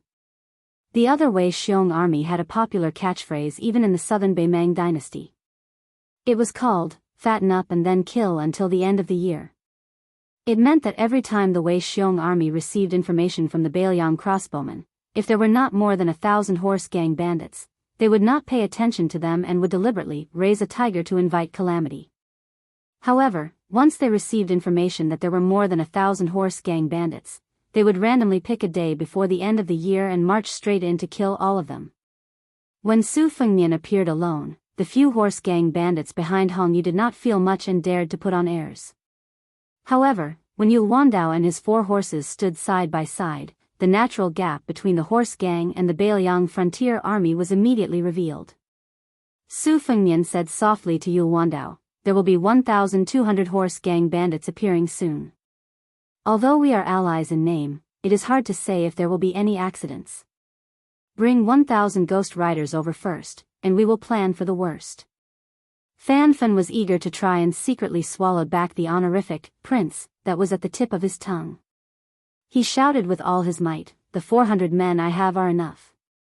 It was not easy to kill in the first place. My brothers are itching to kill. Yul Wandao did not act on his own. He looked at Su Fengnian and the latter smiled and nodded. Fan Fan did not need to give any orders. When he raised his arm high and made a gesture of gently clenching and unclenching his fist to the west, the 400 scouts immediately surged forward like a tide.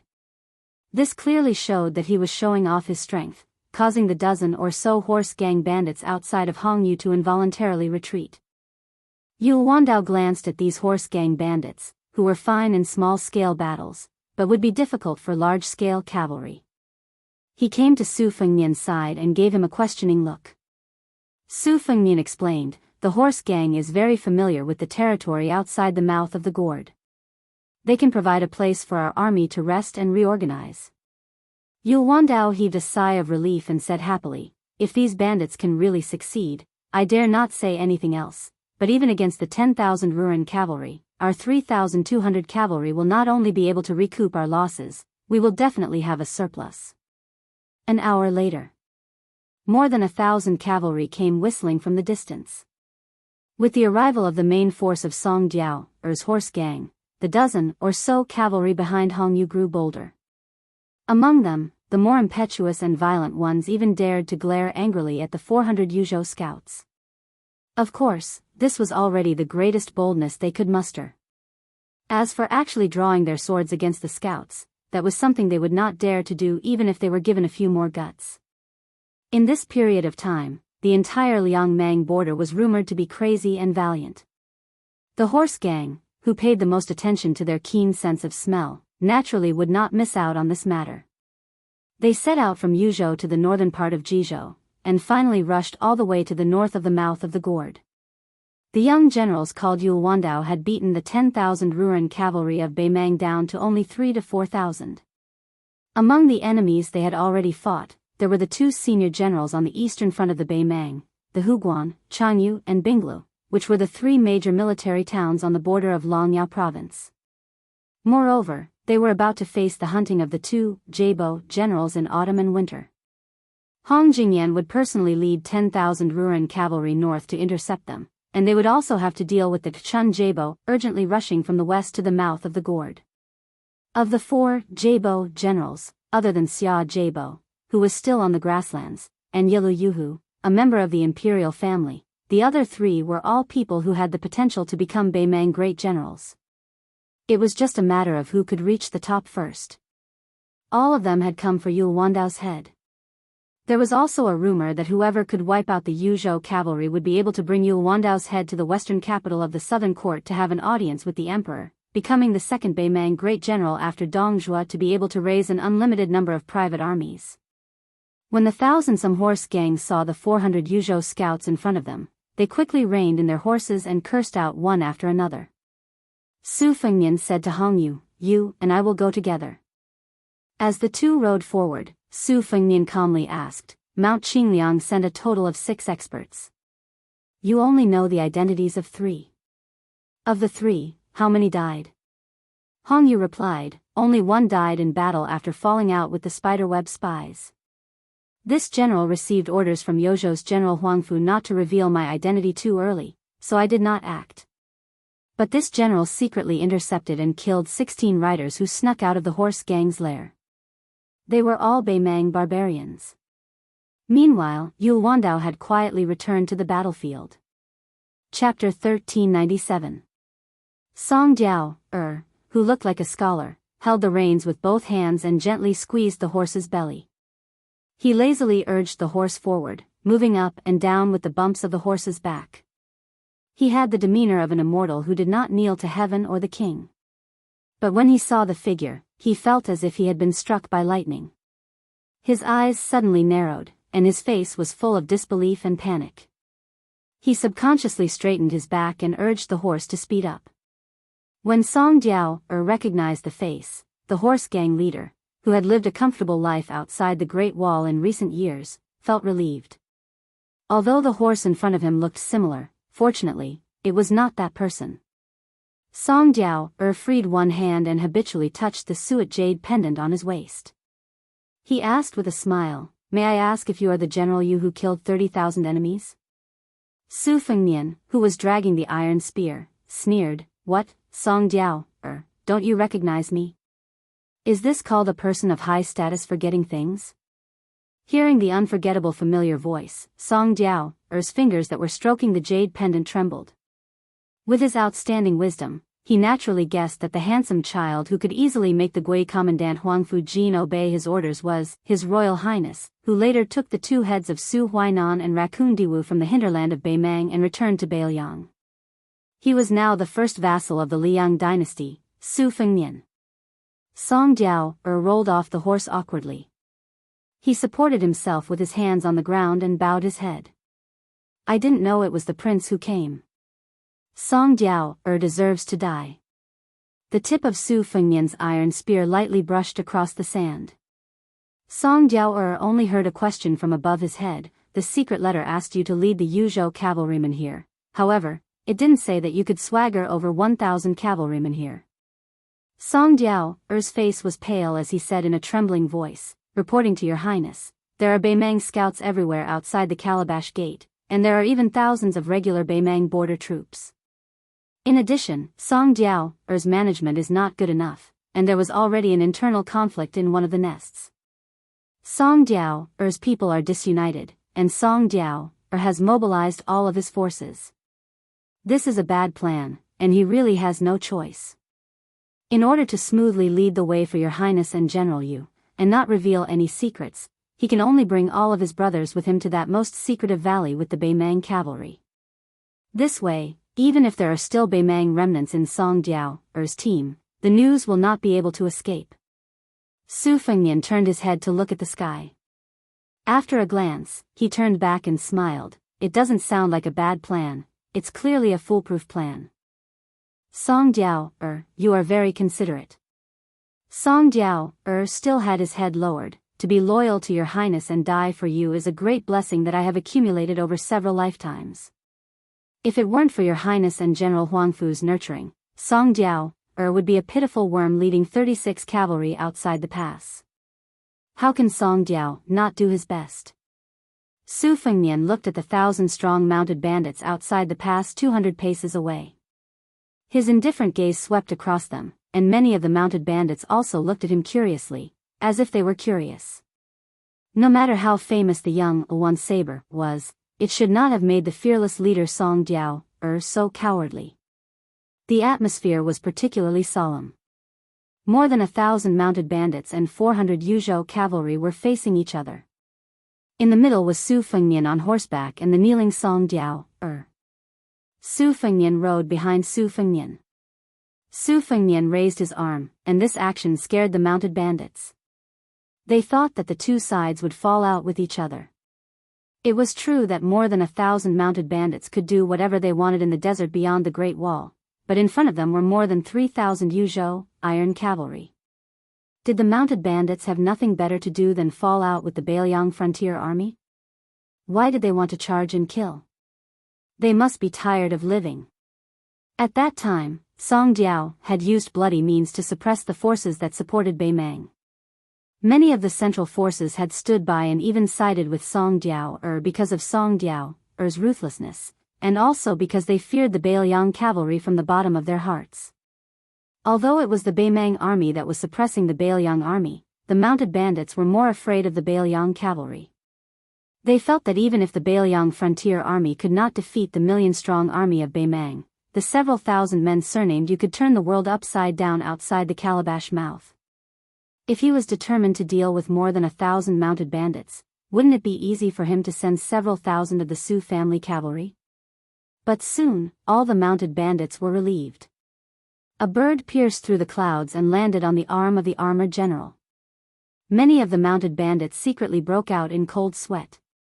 Damn it, the general of the Beiliang cavalry, Yu Wandao, was not only good at commanding troops, but also good at showing off his power. Su Fengnian gently waved his arm to signal Hai Dongqing to leave. He did not pay attention to Song Jiao, whose expression could not be seen clearly. He raised his iron spear and pointed at two people in the mounted bandits. He asked, Hong Yuang, how long have those two been with Song Jiao? Hong Yuang looked up and saw the young man and woman. He slowly said, I heard that the young man first appeared a year ago, but soon left the mounted bandits. Not long ago, he came back with the woman.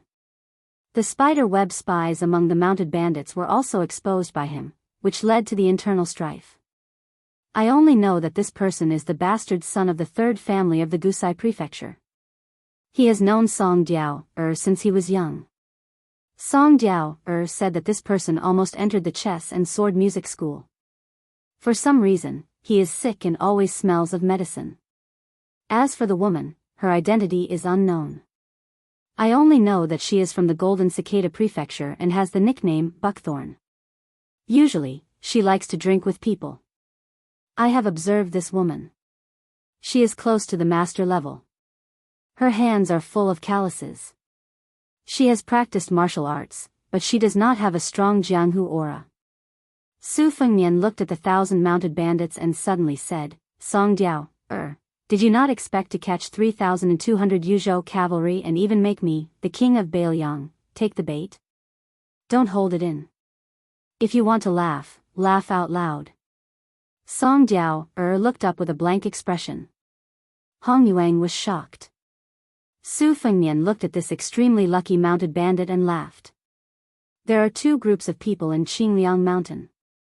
Hong Yuang and the others on the surface were left behind to help you lure Yu Wandao's Yuzhou cavalry. This is not strange.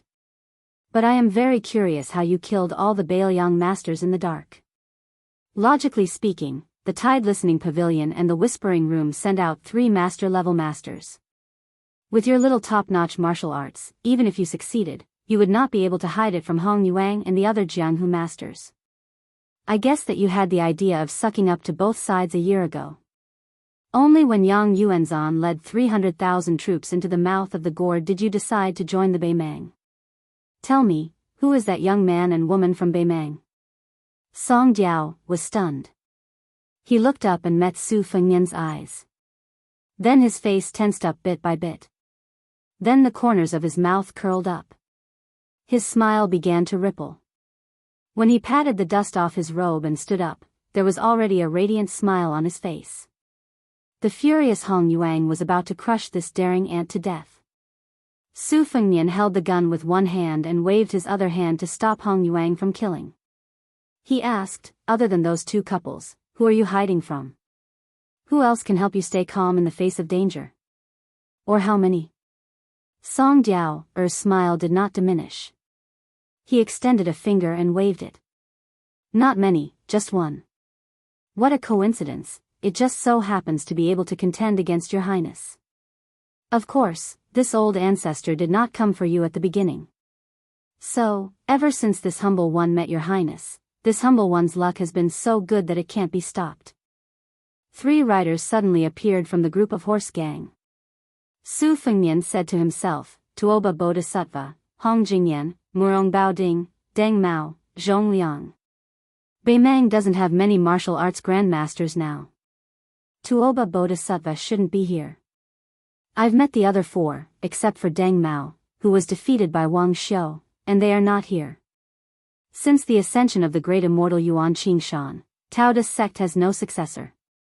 The Chess and Sword Music School has 5 first-class CI names. Sword Chi is almost dead, so the Bronze Man Grandmaster is gone. Not long ago, the great music house also died. That Han Gu, who won the first prize of the 2-word CI, is the crown princess, so it's even more impossible. 5th Raccoon of Tibbing Mountain is dead. In terms of masters, there is no successor. I heard that little thought died in Yuzhou. As for the person who killed her, he is still waiting for Su Yanbing's 3rd spear. Song Jiao said with a smile, Your Highness, you would never have expected this. In the end, Northern Mang's sincerity is even greater than your Northern Liang's. Before you appeared, they offered a price of a major commander. After confirming that you would appear, Song Jiao would become the #1 person under the Dragon Waste Province's festival warrant. Song Jiao bowed to Su Fengnian to express his gratitude.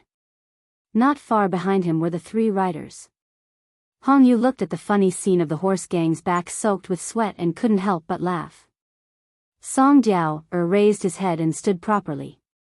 He patted his chest and said with a smile, You are indeed the #1 person in the world, Su Fengnian. I'm actually scared to death.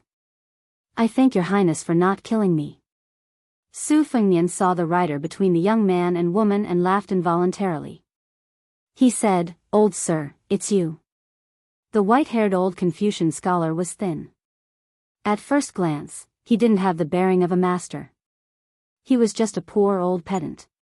Su Fengnian sighed with emotion. The old man was the same. The first time the 2 of them met was in Wild Goose Pass, which had long since become the Northern Mang Army's barracks. At that time, Su Fengnian had even teased the nagging old man by saying, Old mister, bend over and see if your bag of books has fallen. The old man was the Beimang peace magistrate who had traveled for 20 years. Chapter 1398. The elder pointed at the young man at his side. Tuoba Chiyun, spring restraining bowl, also my chess and sword music school's divination operator is slow, can't be considered a bad chess player, just too slow. Not long ago, he said that you would definitely appear outside the calabash mouth, so this old man followed him here. The elder then pointed at the woman to his left. Yilu Yuhu, she doesn't have any evil intentions, purely wishing to see you with her own eyes. The elder pointed at himself. This old man obviously wants your head, but it's a year or 2 earlier than expected. He is a bit disappointed, but even more so is admiration. To be honest, apart from Autumn and Winter's 7,000 elite cavalry, Hong Jingyan's 10,000 Ruren cavalry will also fill in the gap. If you insist on running, this old man naturally cannot stop you. However, you can only leave behind the 3,200 cavalry and head west alone. Before you leave, if you want to kill to vent your anger, apart from Tuoba Chiyun and Yilu Yuhu, this old man cannot even be bothered to stop the others. It's up to you. Su Fengnian asked, is it Tuoba Bodhisattva waiting for me in the west? The elder shook his head and said, Tuoba Bodhisattva cannot be moved. My great Mang's Chi cultivators are gone, your Bailiang still has Tantai Pingjing and Guanyin sect. Once Tuoba Bodhisattva moves, he will alert the enemy. At that time, Su Yanbing will definitely come. That Huyen Grand Monastery will be more than happy to not fight with anyone. Su Fengnian released an N of acknowledgement. If Tuoba Bodhisattva is rushing over, I will definitely be on my way back right now. Is that Murong Baoding and Zhong Liang working together? The elder said with a sincere sigh, Su Shao is number 1 in war, number 1 in marriage, number 1 in the world, number 1 in the world, number 1 in the world, number 1 in the world, number 1 in the world, number 1 in the world, and even dying of old age in bed, formidable. In my opinion, Zhang Julu is far inferior to Su Shao. The old man was like a senior who was chatting amiably with a junior. He said calmly, both sides of the border have been tightly sealed. However, spies in Liangzhou and Yuzhou have sent back intelligence. This time, Chu Lushan didn't take any risks. For your sake, he transferred the main force of Liangzhou to Calabash's mouth.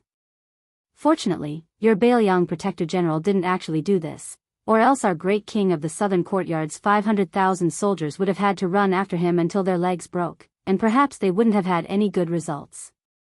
However, in the long run, abandoning Liangzhou for quick success and instant benefits may seem bold, but it is destined to be unwise.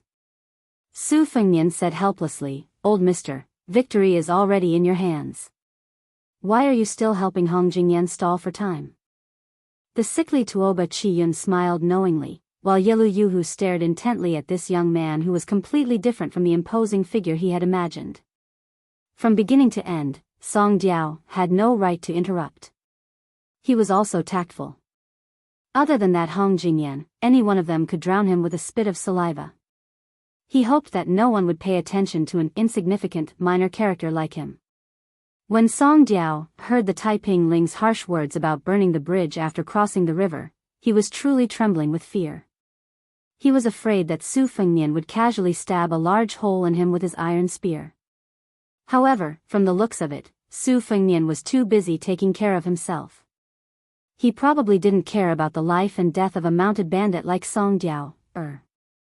Song Diao rejoiced, but he also flew into a rage out of humiliation. He thought that once he became a major character in charge of half of the border towns in Dragon Waste Province, he would definitely slaughter his way into Yuzhou. Suddenly, Yilu Yuhu noticed that the Taiping Ling and Tuoba Chiyun looked at each other and smiled. However, their smiles contained a bit of self-mockery and a trace of helplessness. Yilu Yuhu frowned, still staring at the young man who acted against common sense. Thinking along the lines, she couldn't come to a conclusion, so she had to think the opposite. The guy in front of her couldn't have pretended to be calm in front of the emperor's preceptor and Tuoba Chiyun. He definitely had something to rely on. The Crouching Bao city and Wanhe city had already fallen. It was impossible for Yuzhou to mobilize enough troops to cross the layers of defense to support him and the young general called Yulwandao. Liangzhou's main force also hadn't moved. Liangzhou's main force. She finally relaxed her brows. The playfulness of a cat catching a mouse in her eyes faded little by little, turning into coldness. Su Fengnian glanced at the Beimang woman who had allegedly threatened to teach his second sister, Su Weisheng, a lesson. He smiled and said, You've been staring at me for a long time. Do you want me to get pregnant or do you want to get pregnant yourself? Without waiting for Yilu Yuhu to retort, Su Fengnian smiled and said, You better not fall into my hands one day. Su Fengnian raised the metal spear in his hand. Looking at her, he no longer smiled. He only slowly said, otherwise, I'll hang your corpse from above. The cicada was the supply line of the Beimang outside the gourd. The mantis was Su Fengnian and Yulwandao's Yuzhou cavalry. The oriole was Taiping Ling's trio and the Bates 1,000 mounted bandits, the 7,000 elite horsemen of the two great Zhu Bo, Hong Jingyan's 10,000 Ruren cavalry, Zhong Liang and Murong Baoding. This created an interesting situation of the mantis stalking the cicada, unaware of the oriole behind. But what was truly interesting was that slingshot by the side that could be said to be the finale. The old man sighed softly, but he still smiled at Su Fengnian and said, "They're gone, they're gone." Unfortunately, most of Hong Jingyan's Ruren cavalry probably won't be able to escape. The two great Zhu Bo who came from the eastern front with great difficulty will have made a wasted trip. Su Fengnian, this old man will pass a message to Dongzhua, telling him to pay more attention to Chu Lushan. Chapter 1399. Su Fengnian suddenly looked at an unremarkable rider in the group of mounted bandits. "Old sir, you're not kind. You let a great grandmaster like Zhong Liang pretend to be a coward for so long." The old man seemed to have let go of the knot in his heart. He laughed loudly and said, "All is fair in war." Su Fengnian smiled. The old man had already turned his horse around. He turned his head and asked, "This old man is very curious. When did you know that the 10,000 riders would come? Or was this a trap set up by you and the Protectorate from the very beginning?" Su Fengnian didn't say anything. The old man shook his head and slowly left. The Order of Peace, Divinator Slow, Tuoba Chiyun, Yelu Yuhu, and the great demon Zhong Liang, who had been hiding among the mounted bandits until the last moment, returned north. Tuoba Chiyun coughed a few times. After stopping her cough, she said, "It's a pity that Murong Baoding still needs half a day to get here. Otherwise, we might have a chance to make Su Fengnian stay." The imperial tutor of Beimang said calmly, "It's not that Murong Baoding can't make it. He just doesn't want to." Before leaving, Yilu Yuhu didn't forget to make a chopping hand gesture at that bastard. At this moment, she said coldly, "They're all traitors." They were all traitors. Other than Murong Baoding, who else had the surname Murong? The old man had already closed his eyes to rest, turning a deaf ear. Tuoba Chiyun shouted, "Shut up." The demon Zhong Liang, who had returned without accomplishing anything, yawned loudly. He didn't want to get involved in anything. The old man was silent for a long time.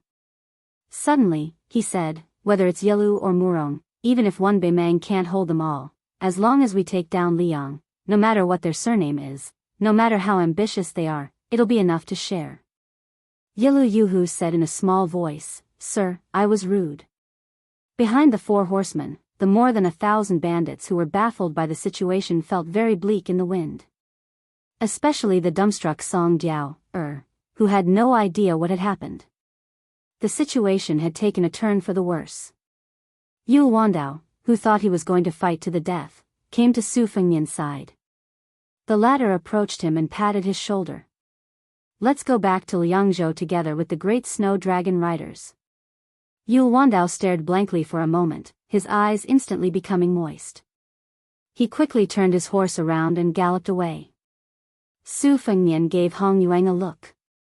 The latter nodded with a grin, and then stopped talking. Su Fengnian, whose back was facing Hong Yuang, said calmly, "You don't have to blame yourself. After you're done, go and tell the 1,000-odd mounted bandits that if you want to live, you don't need them to risk their lives. Later on, each of you will go to the battlefield and cut off the heads of 5 Ruren cavalry." No matter how stupid Song Diao, was, and how he had always been a very intelligent person, he should know what was about to happen to him. As a result, he fell to his knees with a thud and kowtowed with all his might. He said in a heart-wrenching voice, "Your Highness, please forgive me.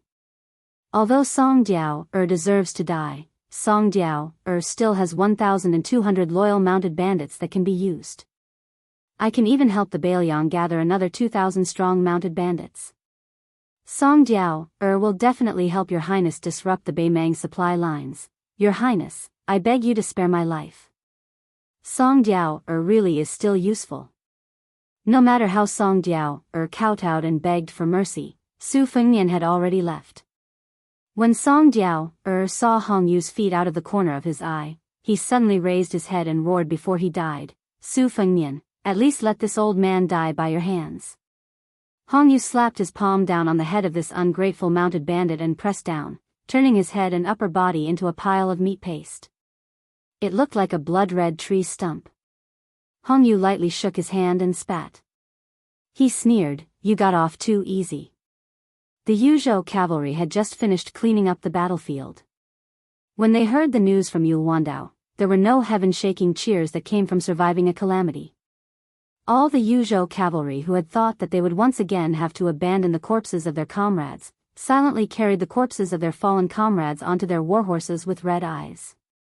After Su Fengnian stopped his horse, he looked at the 3,200 Yuzhou cavalry, as well as the comrades behind them who had their eyes forever closed. Su Fengnian's lips trembled, but in the end, he did not say a single word. He and his horse turned around and began to head south. This cavalry would soon be able to head west, then south again, and they would be able to enter Liang province. Yu Wandao followed. Shi Yulu and Su Wenyao followed. Fan Fen followed. The 3,200 cavalry followed. That child Yudilong was still hanging at the tail of the army. He sniffled and muttered to himself, "Big guy, I'll owe you first." Shi Yulu said softly, "General, I didn't dare to tell you before, but Lu Tao, who died on the battlefield 2 days ago, was that young scout who was waiting for you in Ji Bei village. Before this child died, he said that if you had time in the future, he hoped that General could pour a bowl of wine for his corporal in front of the tombstone on Mount Qingliang.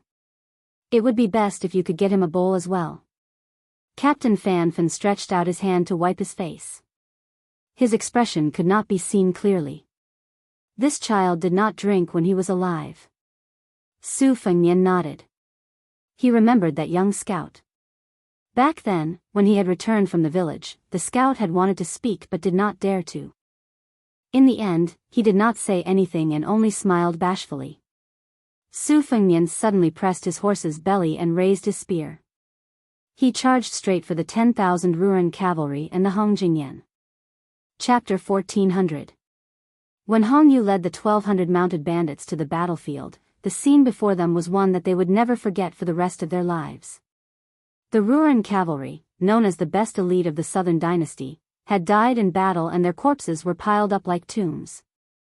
Meanwhile, the mounted bandits were unfamiliar and shocked by the white armored cavalry. There were some who were more knowledgeable among the bandits. They could tell that the arrangement of this cavalry was somewhere between heavy and light cavalry, with each person riding 2 or even 3 horses. However, compared to the Yuzhou cavalry led by Yu Wandao, they were clearly more imposing and majestic. This was because every horse was equipped with a heavy spear, and in terms of armor, it was a small full armor style for both man and horse. After the bandits entered the battlefield, they were ordered to chop off the heads of the Ruren cavalry and continue piling up their corpses. Meanwhile, the white cavalry began to remove their armor and hang themselves on the backs of the warhorses that they were not riding, preparing to withdraw from the battlefield. When the bandits chopped off the heads of the Ruren cavalry, they would often subconsciously glance at one of the riders. This rider was seated high on the back of a horse. He did not wear a helmet and wielded a spear. He was tall and sturdy. This rider came to Su Fengnian's side but did not dismount. Instead, he looked towards the south with Su Fengnian and said regretfully, "It's a pity that Hong Jingyan led several hundred of his personal guards back to the mouth of the gourd. Otherwise, as long as he died here, the remaining Ruren cavalry would not be worth mentioning. Yang Yuanzhan would have lost all of his mobile forces and we would have been able to kill our way into the mouth of the gourd and compete with the Beimang to see who could surround them first. Now, we can't. The 7,000 elite cavalry from the 2 bowls are still watching from the east." Su Fengnian shook his head and said, "Things can't be perfect. If you guys hadn't arrived in time, the Beimang peace decree would have joined forces with Hong Jingyan, Zhong Liang, and Murong Baoding. Not to mention Yu Wandao and the 3,000 Yuzhou cavalry, even I would not have been able to escape. Song Jiao's betrayal is nothing, but to Oba Qi Yun, who had long guessed that I would appear outside the mouth of the gourd, is not to be underestimated. For him to be able to persuade the Grand Imperial Tutor of Beimang to come here, it means that he has a terrifying amount of authority in Beimang. Second Brother Yuan, when we confront him in the future, we have to be more careful. It was Yuan Zhuozong, the commander of Beiliang's cavalry. He squinted his silkworm eyebrows and nodded. Beiliang paid more attention to Dong Zhuo and neglected Tuoba Qiyun. Su Fengnian looked around. Where is she? Yuan Zhuozong said with a smile. Commandant Wang led a group of crossbowmen to the west. He probably doesn't dare to see you. Su Fengnian felt a little helpless. Blue Bird, a second-class maidservant and kamikaze of Wutangan, after returning from Beimang with the instant spear left behind by Wang Xiu, she entered the Great Snow Dragon Cavalry and was promoted to a crossbowman commandant through her military exploits. She was more anxious than anyone else to rush to the mouth of the gourd to save the emperor. She led a group of crossbowmen in advance and was able to pull a distance of nearly 100 miles from the main army. According to the military laws of Beiliang, she should have been reprimanded and expelled from the army by the commanding general. But after the battle ended, she immediately disappeared. Yuan Zhuozong gave the greatest trust and tolerance to this orphan of spear immortal Wang Xiu. It was not because she was a vassal of a vassal, but because although she was a woman, she was the best soldier on the battlefield. The heads of the Ruren cavalry from the 1st to the 8th were all smashed by her instant spear. Su Fengnian glanced back. In the distance, his third disciple Lu Yunzhang was standing next to his first disciple Yudilong. It seemed that Lu Yunzhang was spitting saliva everywhere, while Yudilong was silent. Su Fengnian sighed. He did not know if that girl Wang Sheng, who followed White Fox to Beimang to practice the sword, had the same luck as her. Yuan Zhuozong said softly, "It's time to go." Su Fengnian nodded. Yes. Yul Wandao came to the side of Su Fengnian and Yuan Zhuozong. Yuan Zhuozong smiled and asked, "General Yu, the Great Snow Dragon Cavalry is still lacking a deputy general. Are you interested? Although I do not have the authority to appoint, His Highness is here. If you agree, I guarantee that His Highness will not refuse. He will only go with the flow." Su Fengnian smiled knowingly. The several personal armies of the Beiliang Frontier Army were all the family property that Su Shao had left for his children. It could be considered the most extravagant thing in the world. Apart from Su Fengnian's 800 white horses, his youngest son Su Longxiang's private army had increased from 10,000 to 30,000, becoming the mainstay of Liuzhou. Su Fengnian's two sisters, Su Jihu and Su Weisheng, also had their own personal armies. Beiliang's nearly 10,000 heavy cavalry came from these two armies. The Beiliang Protectorate could dispatch these personal armies under the name of General Su Zhao's children. However, they generally did not interfere in the specific military matters. Yul Wandao said calmly, "The Great Snow Dragon Cavalry is good, but our Yuzhou cavalry is not bad at all." Yuan Zhuozong smiled but did not say anything. He did not care about Yul Wandao's unappreciative attitude. Contrary to the insistence of this Beiliang outsider, he admired him even more. Su Fengnian suddenly said, at that time, Kai Nan, who was in charge of the military affairs of He and Ji, stopped us. Yozhou's 30,000 cavalry could only send 10,000 out of the border. Old General Tianheng was angry that the Beiliang Protectorate, or to be precise, that I was not tough enough. He was so angry that he did not want to be the deputy general. He took off his armor and returned to his home.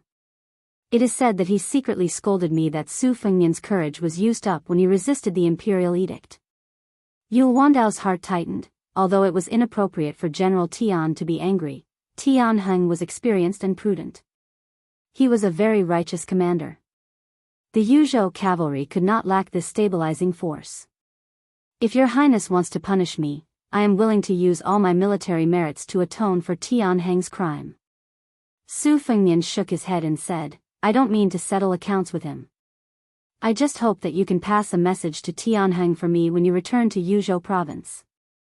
Tell him not to sulk anymore. I know his family's situation. His two sons were killed in battle before they were 20 years old. How could the old general have a grandson to play with? Yozhou's 30,000 cavalry, he will be the chief general, and Yu Wandao, will be the deputy general. Shi Yulu and Su Wenyao will be the general of cavalry and the general of agile cavalry, each leading 10,000 Yuzhou cavalry. At that time, the old general will most likely not be willing to be the chief general. You can say that it is an order from me and the protectorate. He can either be the chief general or continue to play with his grandson. Yu Wandao immediately beamed and cupped his fists, saying, "This general obeys." Su Fengnian said in a deep voice, "These 3,200 cavalry will be established as the no-retreat camp. Yu Wandao will be the first officer of this camp. As for the soldiers of this camp, Su Fengnian will also have a name, but they will not be counted as active cavalry." Yu Wandao bit his lips and his eyes turned red. He abruptly turned around and galloped several hundred paces away. He took a banner with the word "Su" from a Yuzhou cavalryman and roared at the 3,200 Yuzhou cavalrymen, "General's order, my 3,200 Yuzhou cavalrymen will set up a no-retreat camp." Yu Wandao raised the blood-soaked banner high in the air, "No retreat camp. Raise the banner today." The 3,200 cavalry drew their Biyao sabers in unison. All the great snow dragon cavalry also mounted their horses and drew their sabers, willing to show the might of this brave cavalry that had won the first camp in the Yuzhou border army. Yuan Zhuozong, as an old general of Biyao who had personally participated in a series of wars in the spring and autumn period, also drew his saber and subconsciously glanced at Su Fengnian. Yuan Zhuozong did not see the passion and desire that would appear on a young general's face. Yuan Zhuozong said softly, "Deaths in war are unavoidable." Su Fengnian said softly, "Let's go." The cavalry quickly moved westward, leaving behind a horrendous mountain of Ruren cavalry outside the mouth of the gourd. Roughly an hour later, more than 100 riders slowly arrived at this bitter battlefield. The two riders at the front were two 30-something-year-old northern Mang high-ranking officers. One of them looked at the various capitals with a complicated expression. In a situation where the numbers are equal, when encountering 10,000 riders, is there really no way to win? Chapter 1401. The other rider said indifferently, "Purely in terms of fighting strength, our Yelu Murong's two kings' heavy cavalry are actually not inferior. In a battlefield where both sides have invested over 100,000 troops, in terms of cutting through formations, heavy cavalry still have a bit of an advantage. However, if you want to pick a place to fight one-on-one with 10,000 cavalry, there really isn't the slightest bit of suspense. There's nothing that can be done about it. The entire Biyao cavalry's elite are all in the Great Snow Dragon cavalry, the age of the cavalry all between 20 to 30, the middle and lower level generals around 40, the higher level generals all veterans of the spring and autumn period, every single one of them riding a Biyao first-class warhorse. If our Beimang truly wants to create our own Great Snow Dragon cavalry, it's not that we can't support it, but the key lies in who will be the main general. Dong Zhuo fits the bill, but he already has over 100,000 Dong family soldiers. Even if His Majesty is at ease, forget about biting, no one in the southern court is willing. Lu Gui and Yang Yuanzan, these great generals who are familiar with officialdom, aren't willing to take on this hot potato from the bottom of their hearts. The first rider dismounted in a carefree manner, squatting down to pick up a Ruren curved blade that still had traces of blood on it. He wiped off the blood on his armor, saying with a sneer, "Hong Jingyan really is pitiful. The entire Ruren mountain range's elite troops are his, yet in the end, he still wasn't able to seize the great king of the southern court and was even conferred the title of assistant minister of Xi Jinping's Ministry of War. He finally thought that the Calabash Gate was easy to bully, wanting to lead 20,000 cavalry to unleash a slaughter within Yozhou's borders. In the end, he didn't even have a chance to attack Crouching Bao and Luanha cities. Yang Yuanzan and Zhong Tan have already begun fighting Sunrise Light, so he finally had a chance to make a contribution. He eagerly turned around and ran out of the Calabash Gate. Great, in just a short while, half of the Great Snow Dragon cavalry's forces were knocked down. The key is that this fellow didn't even dare to enter the battlefield. I really don't know if he can still sit on the seat of Ruren Lord. As for what he wants to compete with Dong Zhuo in the future, I think he should understand that there's no chance. The other rider did not dismount. He shook his head and said, Hong Jingyan is not that simple. The squatting general's thumb lightly touched the edge of the Ruren war saber. I'm very curious as to why that guy didn't fight with the Taiping writ. If he could kill the medicine pot Tuoba Tianyun, and that woman who was about to have her title of Xia Jibo snatched away by Zhong Tan, and then he would bravely die in battle at Zhong Liang's hands, how good would that be? Another person said with a smile, from this, it can be seen that in the battle at Lu province, this brother was seriously injured. The squatting general of Beimang stood up and looked at the man on horseback. He smiled and said, Lord Dong Jibo, that Yuan Tingshan from Ji province had personally forced Wei Jingtang to leave the city and fight with us. At that time, I was stunned. With only 700 to 800 cavalry and 4,000 infantry, he dared to fight with nearly 10,000 cavalry. It made me think that there were still tens of thousands of ambushing soldiers in Liang, or that there was a large cavalry army in Liaoxi tailing us. In the end, in just an hour, Wei Jingtang's men were all dead. Yuan Tingshan and his father-in-law's 7,000 private cavalry did not even make a fart. If I hadn't seen the capital built by 10,000 Ruren cavalry today, I would have thought that Beimang could just casually bring out 100,000 cavalry and bypass Beiliang to flatten the central plains in one go. The general known as Dong Jibo said with a deep voice, the Ji province cavalry gathered by Yuan Tingshan and the private army of the Li family of Yanbao must be waiting patiently somewhere for us to return to the eastern front. You and I must not be careless. Qiu Jibo twitched his lips. After mounting his horse, he tossed out the Ruren scimitar and stabbed it into the roof of a capital. I really don't think much of that mad dog Yuan Tingshan.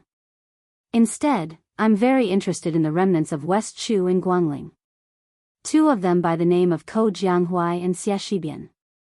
After Ko Jianghuai gave up his post, Zhao Yi's lucky general, Song Li, quickly led his troops to reclaim the territory with ease. Originally, they had the upper hand on the eastern front, but now, they are being suppressed by Song Li and don't even dare to show their faces. It is said that all the faces in that small imperial court of West Chu have changed. Those who had previously submitted petitions to accuse Ko Jianghuai of possessing an army for his own sake are all dumbfounded now.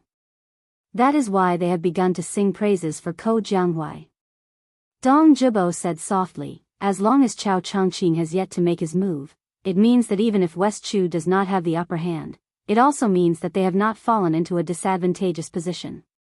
Qiu Jibo chuckled and said, in any case, the messier it is, the better. Suddenly, this Qiu Jibo turned his head to look at his peer, who was also one of the four great Jibo. Wang Jingchong, do you think there will be a day when Xia Shibian and Ko Jianghuai will appear in Beiliang? Dong Jibo stared blankly for a moment. His expression was grave as he said in a low voice, Great Ru Shiwei, you also have this kind of intuition? Qiu Yabo de Ru Shiwei rubbed his chin. That would be fun. But I like it. Back when Hong Jia was fleeing north, Wang Jingchong was still a 10-year-old remnant of the spring and autumn period. He had followed his family's private tutor into Beimang while reciting the sage's scriptures. He had long forgotten the environment of his childhood. However, on that kind of wandering path, the incessant sound of reading from the neighboring caravans had left a deep impression on this Qiu Jibo, who had persisted in studying even after his family had entered Gusai Prefecture. On horseback, Wang Jingchong fell into deep thought. He muttered to himself, for the sake of reviving the state, you will cause the land of the Central Plains to sink again.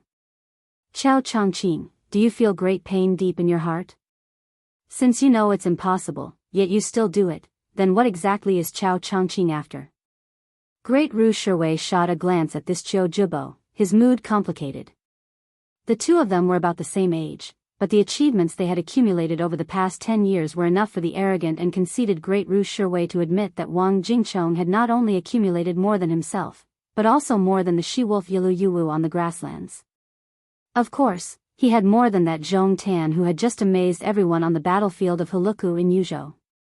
Zhong Tan had only just entered the army, but he had already become a vanguard general in a single leap. He had only just taken down Crouching Bao City, yet some people were already calling him the more genuine Xia Jibo of Beimang. Wang Jingchong, on the other hand, had to start from the bottom of the ranks, step by step. He had been a sergeant, a centurion, a chiliarch, and then a general. However, in the end, he could only become Chiu Jubo because he had the backing of the southern dynasty's Yi clan, which was allied with the Jia clan through marriage. Great Ru Shiwei's complicated attitude toward Wang Jingchong, to a large extent, also represented the entire Beimang's dilemma toward these remnants of the spring and autumn period. His Majesty was so open-minded and broad-minded that when he ascended the throne, he personally started a bloody case that was secretly described by the Southern Dynasty's literati as melon and vine plunder. The cause of the tragedy was actually a jar of ashes of the old head of the Yi clan. Originally, the Norland did not even care about the life or death of such a person. However, a memorial suddenly appeared on His Majesty's desk. Then, His Majesty ordered that all the old members of the Yi clan who were unwilling to be buried in the Southern Dynasty be beheaded and their clan status reduced by one level. Even though more than 10 years had passed since the tragedy, there were still elderly remnants of the Southern Dynasty who died from time to time, but they still hoped to bury their ashes in the Central Plains and build a fake grave in Beimang so that they could be exposed. It was not until the decree of Taiping became the imperial preceptor of Beimang that this ban began to loosen. The Norland allowed the remnants of the Southern Dynasty to only build a cenotaph after they died and leave their ashes to wait for the army of Beimang to trample the Central Plains. Great Ru Shiwei asked with a smile, Wang Jingchong, there is also a place in Beimang that is known as Jiangnan beyond the Great Wall. How is it different from the real Central Plains? Wang Jingchong said flatly, I forgot. Su Fengnian and Yuan Zuozong squatted side by side on top of a hill when the army was resting.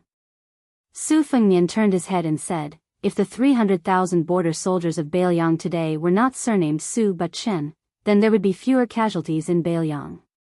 Yuan Zuozong did not deny, many people think so, and I am no exception.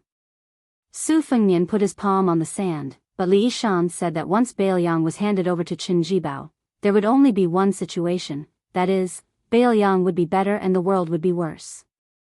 Yuan Zuozong was a little confused. Su Fengnian chuckled softly, Brother Yuan, let me keep you guessing. I hope that one day I can help my master prove that he is not wrong. Yuan Zuozong smiled and said, I will wait. Don't worry. Remembering the withered scholar who lived on top of Tide Listening Pavilion and whose ashes were scattered in the border, Su Fengnian closed his eyes and said in his heart, Master, don't worry. Chapter 1402. Su Fengnian had originally planned to part ways with Yu Wandao and Yochi no Retreat Battalion at the northern border of Liangyu and then head to the Beiliang Protectorate where Chu Lushan was. However, there was an urgent report from a spy that Yan Wenluan was already on her way and wanted to meet him to discuss military matters. Therefore, Su Fengnian chose a location in the middle and had the commander-in-chief of Beiliang's army, who controlled more than 100,000 border troops, wait for him in Yanji County. When Yudilong heard that they were going to Yanji County, his previously depressed child finally smiled a little. Unfortunately, when he found out that Su Fengnian and Yan Wenluan had arranged to meet in the county capital and not in Bishan County where his master had been the registrar for a period of time, Yudilong fell silent again. He felt a sense of loss as if he had just crossed the threshold of his home but not entered it. Su Fengnian stayed in an elegant residence that had been meticulously arranged by Fu Shui Fong in the middle of the night. The group of people had just stepped over the threshold when they heard the sound of heavy rain hitting the roof and courtyard walls behind them. Su Fengnian did not feel sleepy. After arriving at the study with a large collection of books, he stood by the window and looked at the curtain of rain in the courtyard. Perhaps it was just as the ancient saying went, late at night is best for reminiscing about the past. For some reason, Su Fengnian remembered many of his frivolous actions when he was young.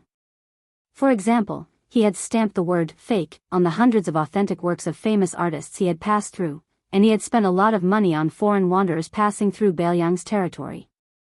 He still remembered a certain famous scholar from Jiangnan who had cursed Beiliang for being a shortcut to the officialdom for half of his life. Su Fengnian was indignant that the scholar had written many poems about riches and honor after occupying a high position. He had even sent someone to deliver a letter to the scholar. The general idea was that the scholar, who had been flattered and praised as a graceful and elegant plaything, should not be regarded as truly rich. If one was truly rich, they would not talk about fine wine, fine food, gold, and jade. What, lazy pillow jade cool, was all for the poor. In the end, Su Fengnian wrote a sentence on the letter: when the rain comes, I listen to the sound of banana leaves 1,000 times. When the rain comes, I sit and watch the lake. It was said that the old scholar was furious when he read the letter. He quickly wrote a letter of impeachment. First, he said that banana leaves were not resistant to the cold, and their branches and leaves would crack when exposed to the wind. It was not easy to find a single banana in the northwestern frontier fortress, but there were actually 1,000 trees on Mount Qingliang. Therefore, he concluded, it must be the king of Biyao, Su Shao, who embezzled the army's funds and filled his own pockets. He completely ignored the important matters at the border and betrayed the emperor's grace. He should be stripped of his title. Of course, at that time, there were such righteous memorials in the Liang imperial court all year round. The late Emperor Zhao Dun did not pay any attention to them, but he did not restrict them. Su Fengnian clearly remembered that after he sent out the letter, it stirred up a heated discussion in the Gangnam-do literary circle. One side was scolding him, Su Shao, and Bailiang. His second sister, Su Weisheng, who had just gone to Shangyin Academy to study, wrote a letter saying that Su Fengnian's writing was rubbish. However, in the end, she personally wrote a letter to the famous scholar. After that, all the famous scholars in Jiangnan tucked their tails between their legs. However, Su Shao used some unknown means to obtain the letter. When he was drinking with his son in Wutangen, he flattered him incessantly. He said that he had to consult with Li Yishan for a long time before he understood the meaning of 1,000 banana leaves. After he was drunk, he repeated the same few sentences over and over again. He said that he was really happy that his son was better than his father. Look, he even knew how to compose poems. In the future, he would definitely be a more competent and convincing vassal king than him, Su Shao.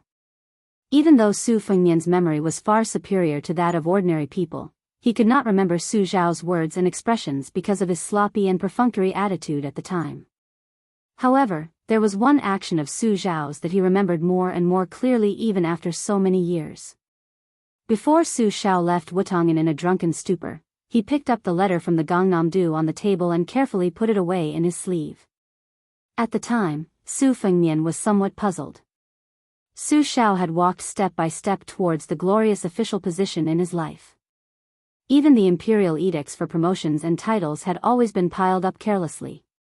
Was it worth it for you to take a letter that was sent to scold someone so seriously? Chapter 1403. Su Fengnian stood by the window without sleeping all night. It seemed like in the blink of an eye, it was already a new morning. Last night, the rain had fallen intermittently 3 times. Even at dawn, his vision was still blurry. Su Fengnian raised his head. The last torrential rain had just stopped.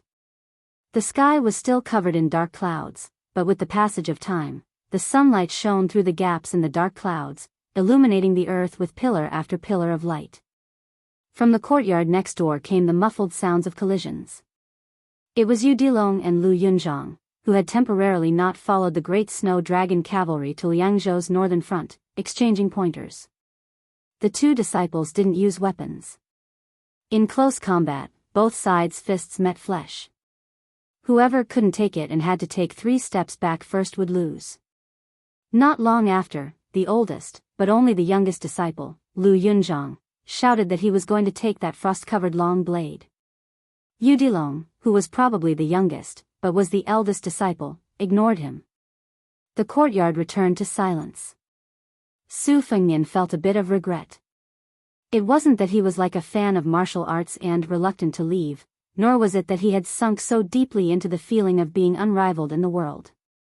Rather, it was that if his cultivation was still at the peak, when he heard that Beimang imperial tutor had Hong Jingyan, Zhong Liang, and Murong Baoding as backup, his hands and feet would not have been tied.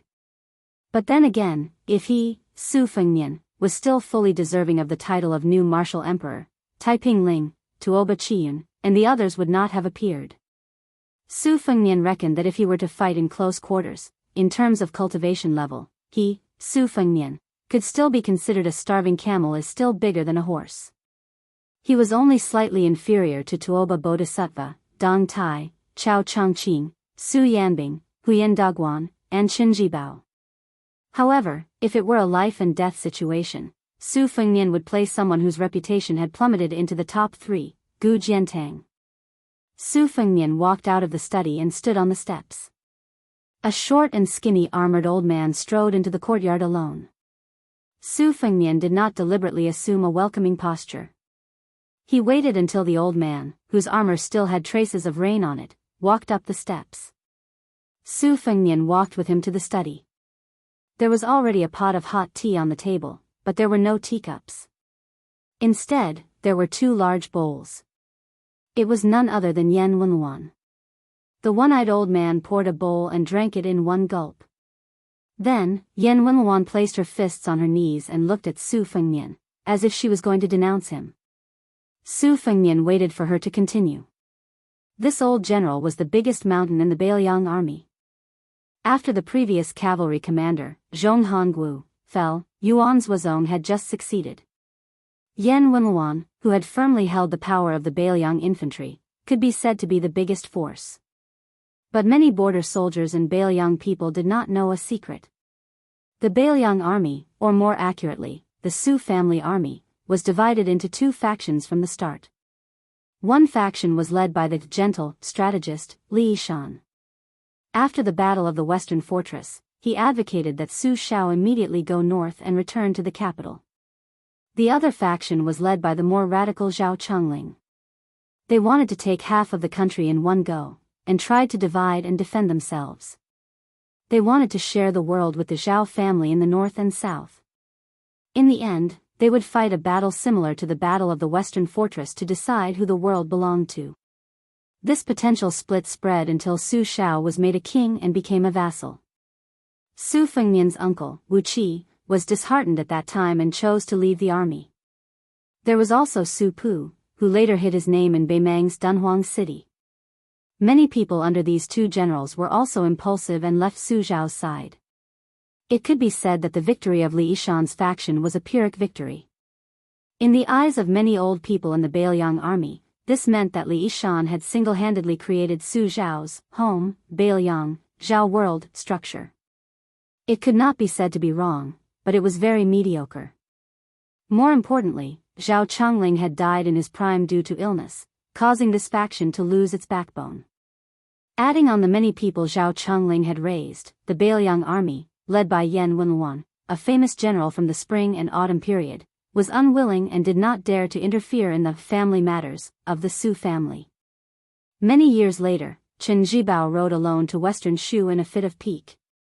Yan Wenluan suddenly sighed and poured a cup of tea for himself. He thought and then poured tea for the bowl in front of Su Fengnian. The old man held up the large bowl and said emotionally, "All these years, I have always had a knot in my heart. I went to clear cold mountains so many times, but purposely did not go to Tide Listening Pavilion to see Sir Li. The general tried to persuade me once, but gave me a lame excuse. After that, the general did not mention this matter."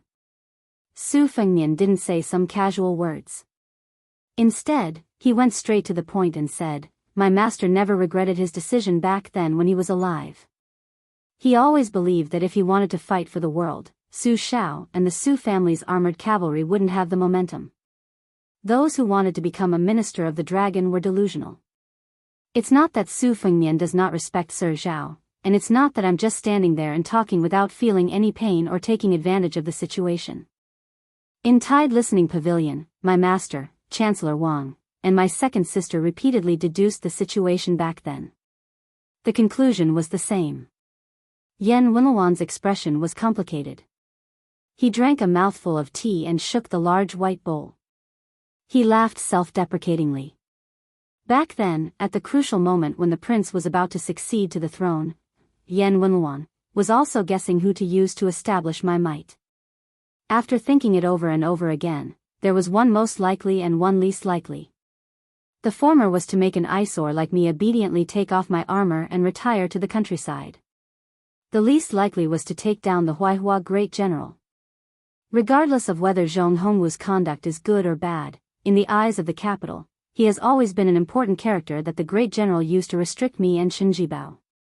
Su Fengnian calmly said, if it was still a peaceful and prosperous time, I would definitely choose Zhong Hongwu. I would not even hesitate to let him choose a trusted aide to become the Protector General of Biyao after he retired from the border army. I would also think of ways to make you, Yan Wenluan, unable to protect your integrity in your old age. I would slowly cut off your wings and remove Sir Zhao's Lufeng legacy. I would make Qin Jibao completely a loner with power but not great power. Qin Jibao's brand in the Biyao army would naturally gradually fade. Yan Wenluan laughed coldly. The prince is indeed Sir Li's proud disciple. You are indeed good at scheming and are most adept at schemes to destroy the enemy. Su Fengnian did not take it to heart. He raised his hand and laughed softly. Cold words hurt, but fortunately there is still hot tea to warm the heart. Drink, drink, drink. The old general of Biyao, who was known for his unyielding temperament, did not flip the table and shed all pretense of cordiality on the spot.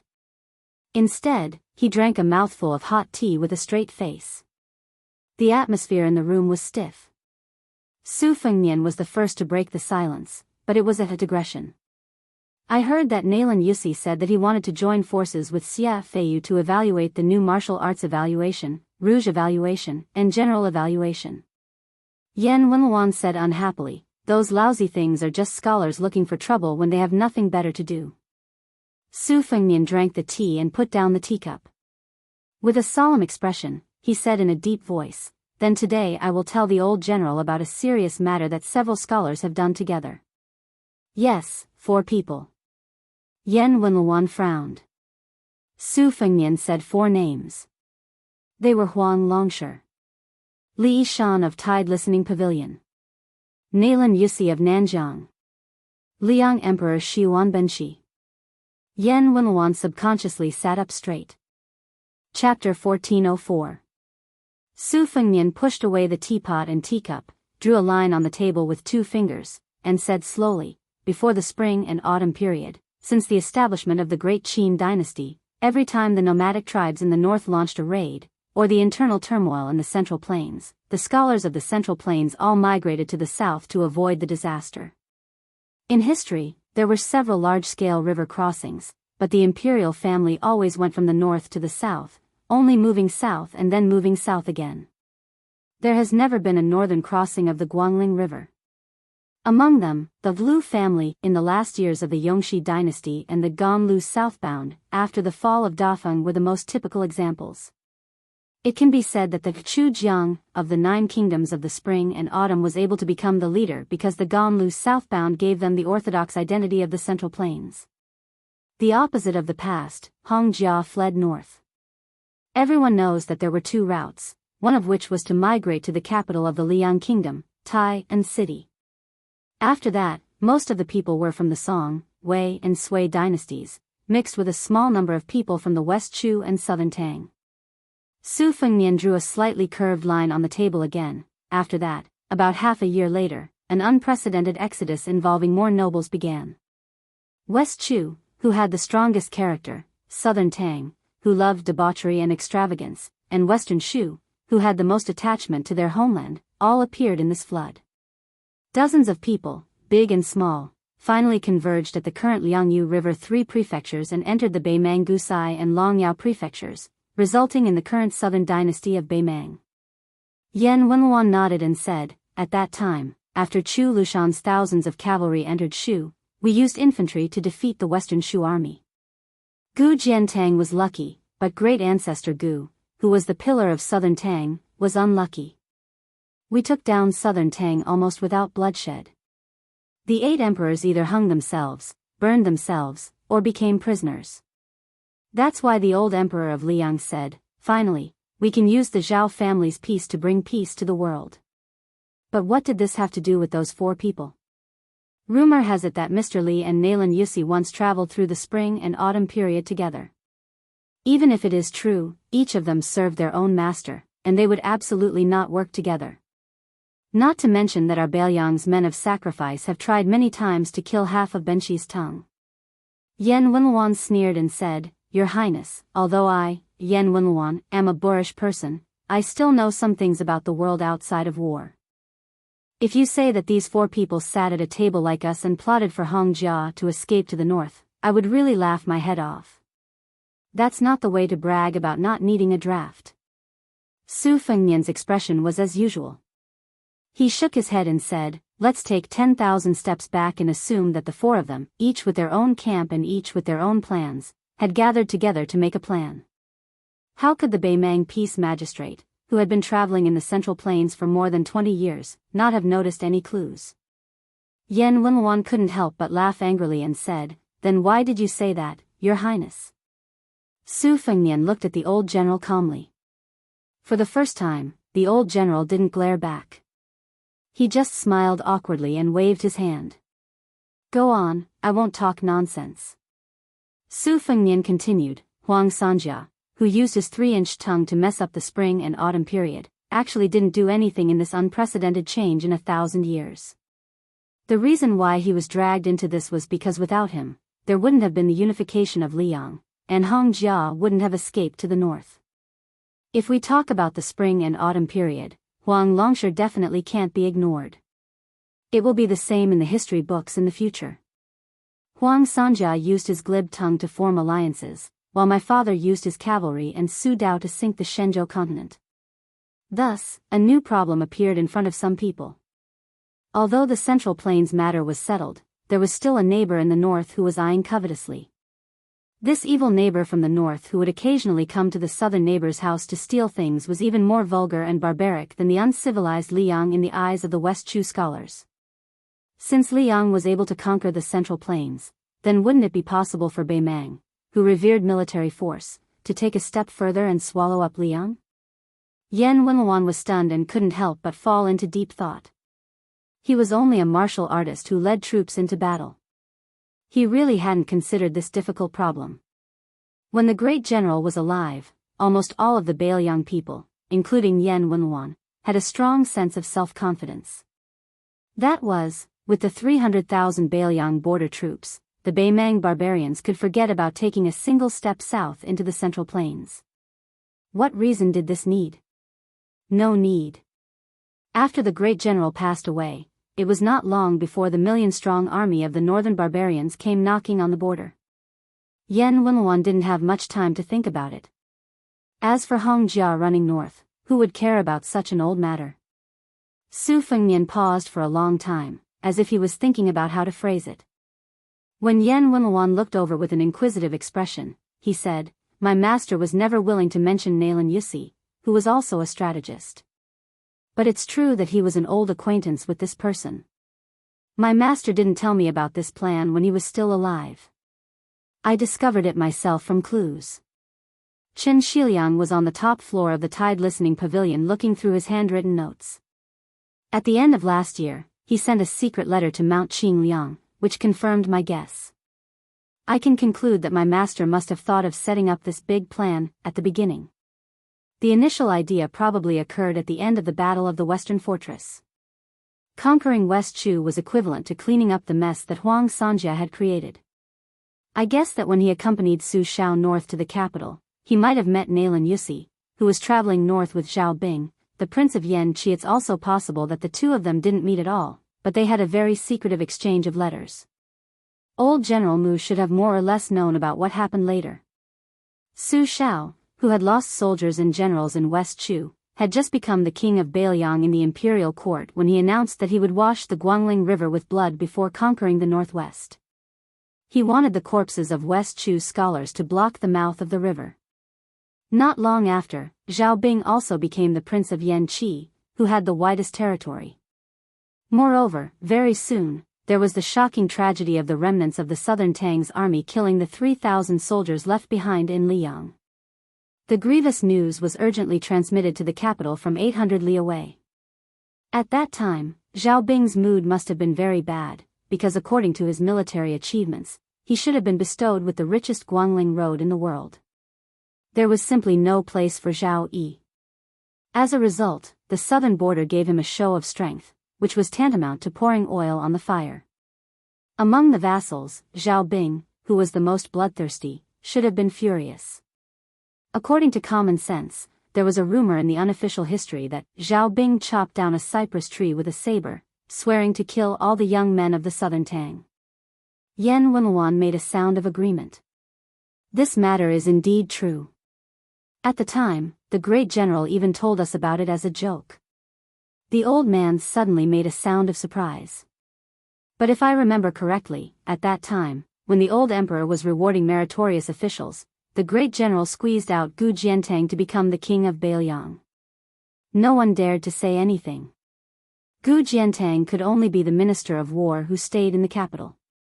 He could only fiddle with that tattered Gu hut under the noses of the two emperors. What was the saying? Su Fengnian smiled and said, chatting with the emperor. Yan Wenluan smiled and nodded. Yes. Then Yan Wenluan returned to the topic and said, but at first, the imperial court intended to let Zhao Bing be the king of Huainan. Not to mention the distant southern border where the emperor was, even the king of Jing'an could not be. He could only be the king of Huainan, helping the Zhao family in Liang to keep an eye on the great general. Zhao Bing was certainly not happy, so he asked to go to the Tu Liao to be the king of Jiaodong. The great general later told us that Zhao Bing had a private chat with the old emperor. He said that he was not willing to eat the dust behind the great general and wanted to go to the Tu Liao to fight the Beimang barbarians. He said that even if Zhao Bing were to die, he would die on the back of a horse. But the result was unexpected. Zhao Bing became the king of Yan. Although he was not as good as Zhao Duan's brother, Zhao Yi, he was still much better than the king of Huainan, Zhao Ying, who had been oppressed for most of his life. Yan Wenluan patted her knee heavily and said in a deep voice, in this way, it makes sense. If you want to drive away the remnants of the spring and autumn period and force them to cross the Guangling River, you have to force Shu, Chu, and Tang, who should be the most unwilling to leave their homeland. Especially those aristocratic families with 100 years of country, 1,000 years of family, they will not be willing to be homeless dogs after the fall of their country. Your Highness, in this, it was Yuan Benshi, the fourth counselor who later became the teacher of the Emperor of Liang, who contributed and did something, right? What, did Mr. Li really have an unknown relationship with this person? Su Fengnian shook his head and said, no. Yuan Benshi was just plotting for the Zhao family. Yan Wenluan imperceptibly turned into a child who was seeking advice from a teacher. She asked curiously, Your Highness, what do you mean? However, Su Fengnian was distracted. Yan Wenluan was somewhat helpless. The old man did not have the face to ask again.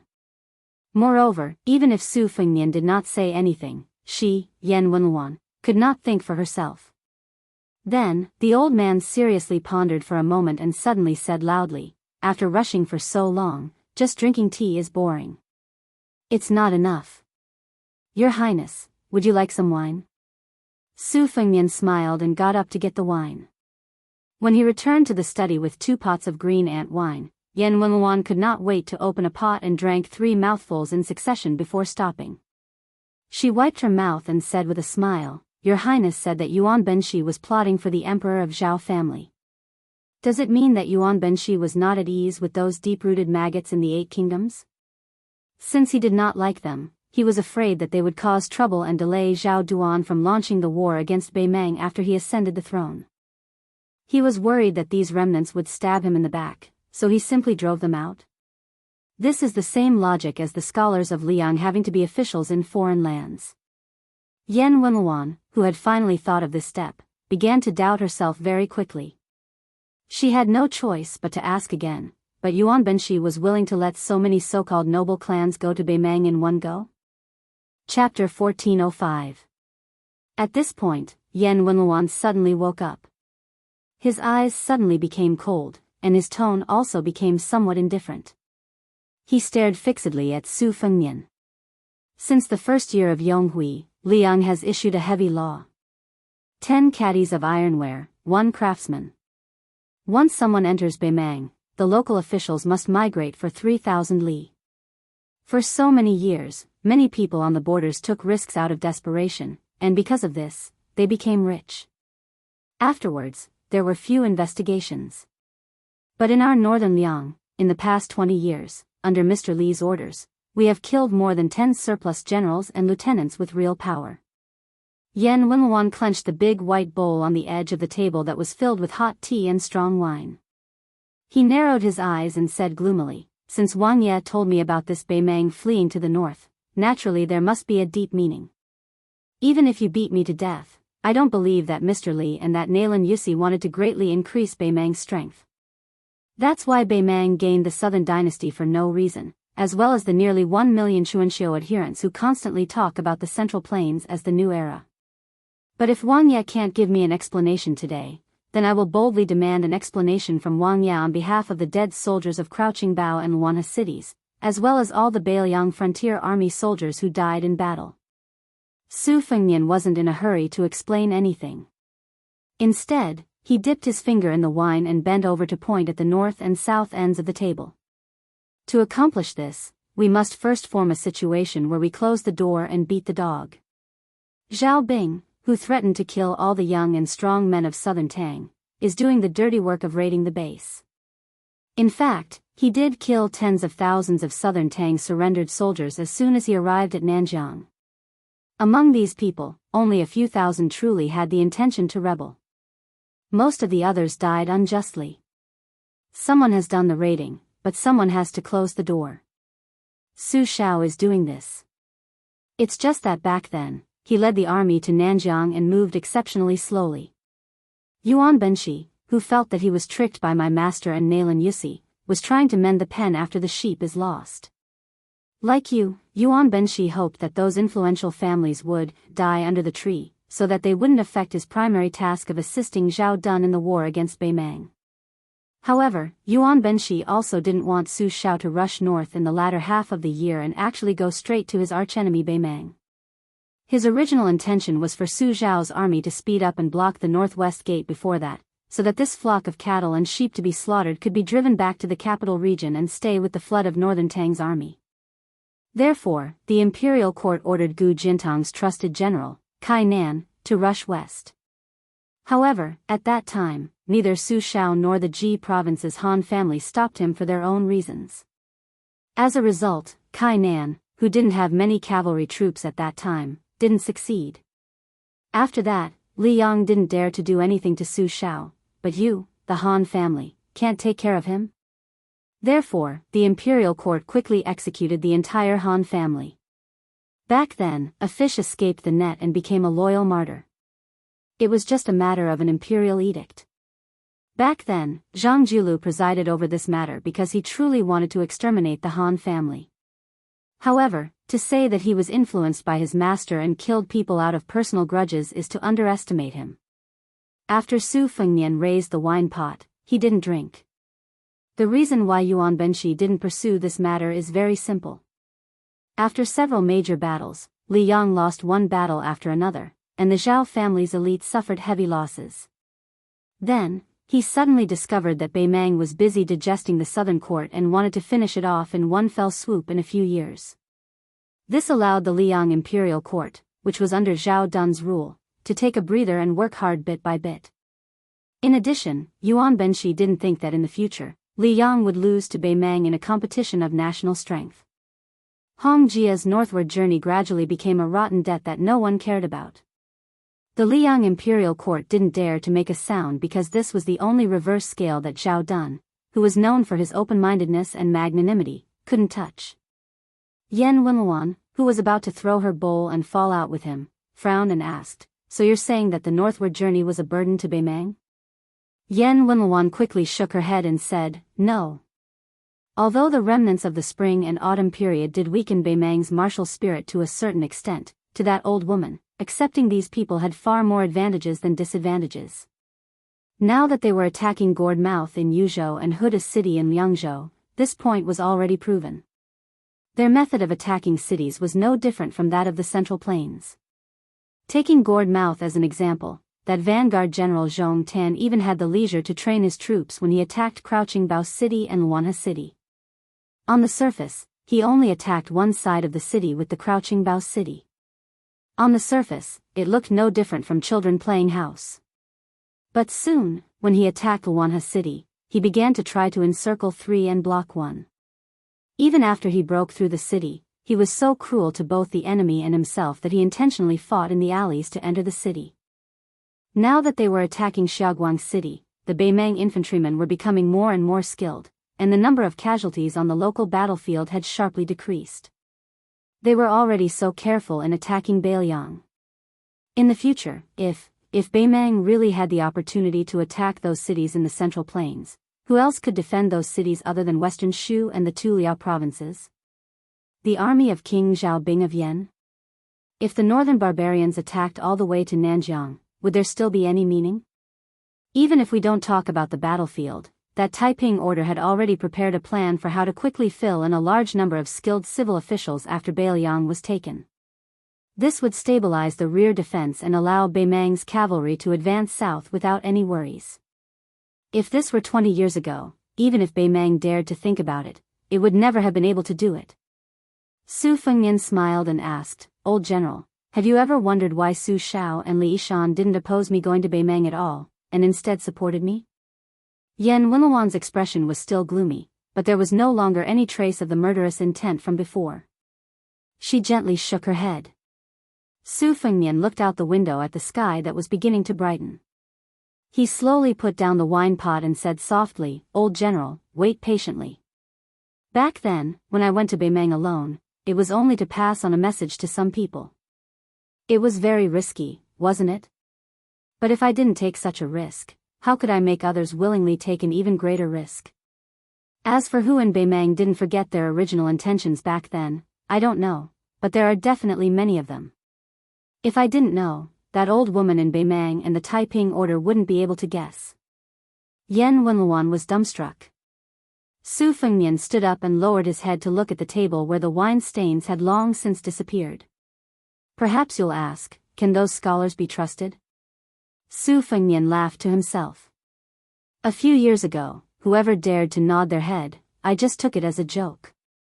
But of all the scholars in the world, just in the spring and autumn period that we've all experienced, there was Wang Mingyang who defended Xiangfan City to the death for 10 years, and Zhang Julu who brought about his own destruction." Yan Wenluan exhaled and said bitterly, "There was Wei Jingtang in Jizhou." In reality, in the spring and autumn period, there were quite a few scholars who were willing to die. Of course, I, Yan Wenluan, killed quite a few with my own hands. Su Fengnian walked to the window. Huang Sanjia once said that in this world, there will definitely be more and more people who can read and write. The general trend is also unstoppable. The hearts of the people are no longer what they used to be, and public morals are deteriorating day by day. But just because you've read and know how to read, you can't become a scholar, like Huang Sanjia said. Su Fengnian stretched out his hand and slowly clenched it into a fist. The more you know, the more you hold, the less you revere. This is human nature. A few years ago, His Royal Highness who didn't practice the saber again dared to be disrespectful to the Celestials. The mind is restless, the mind is restless. Taoism has the warning of the mind is restless, the mind is restless.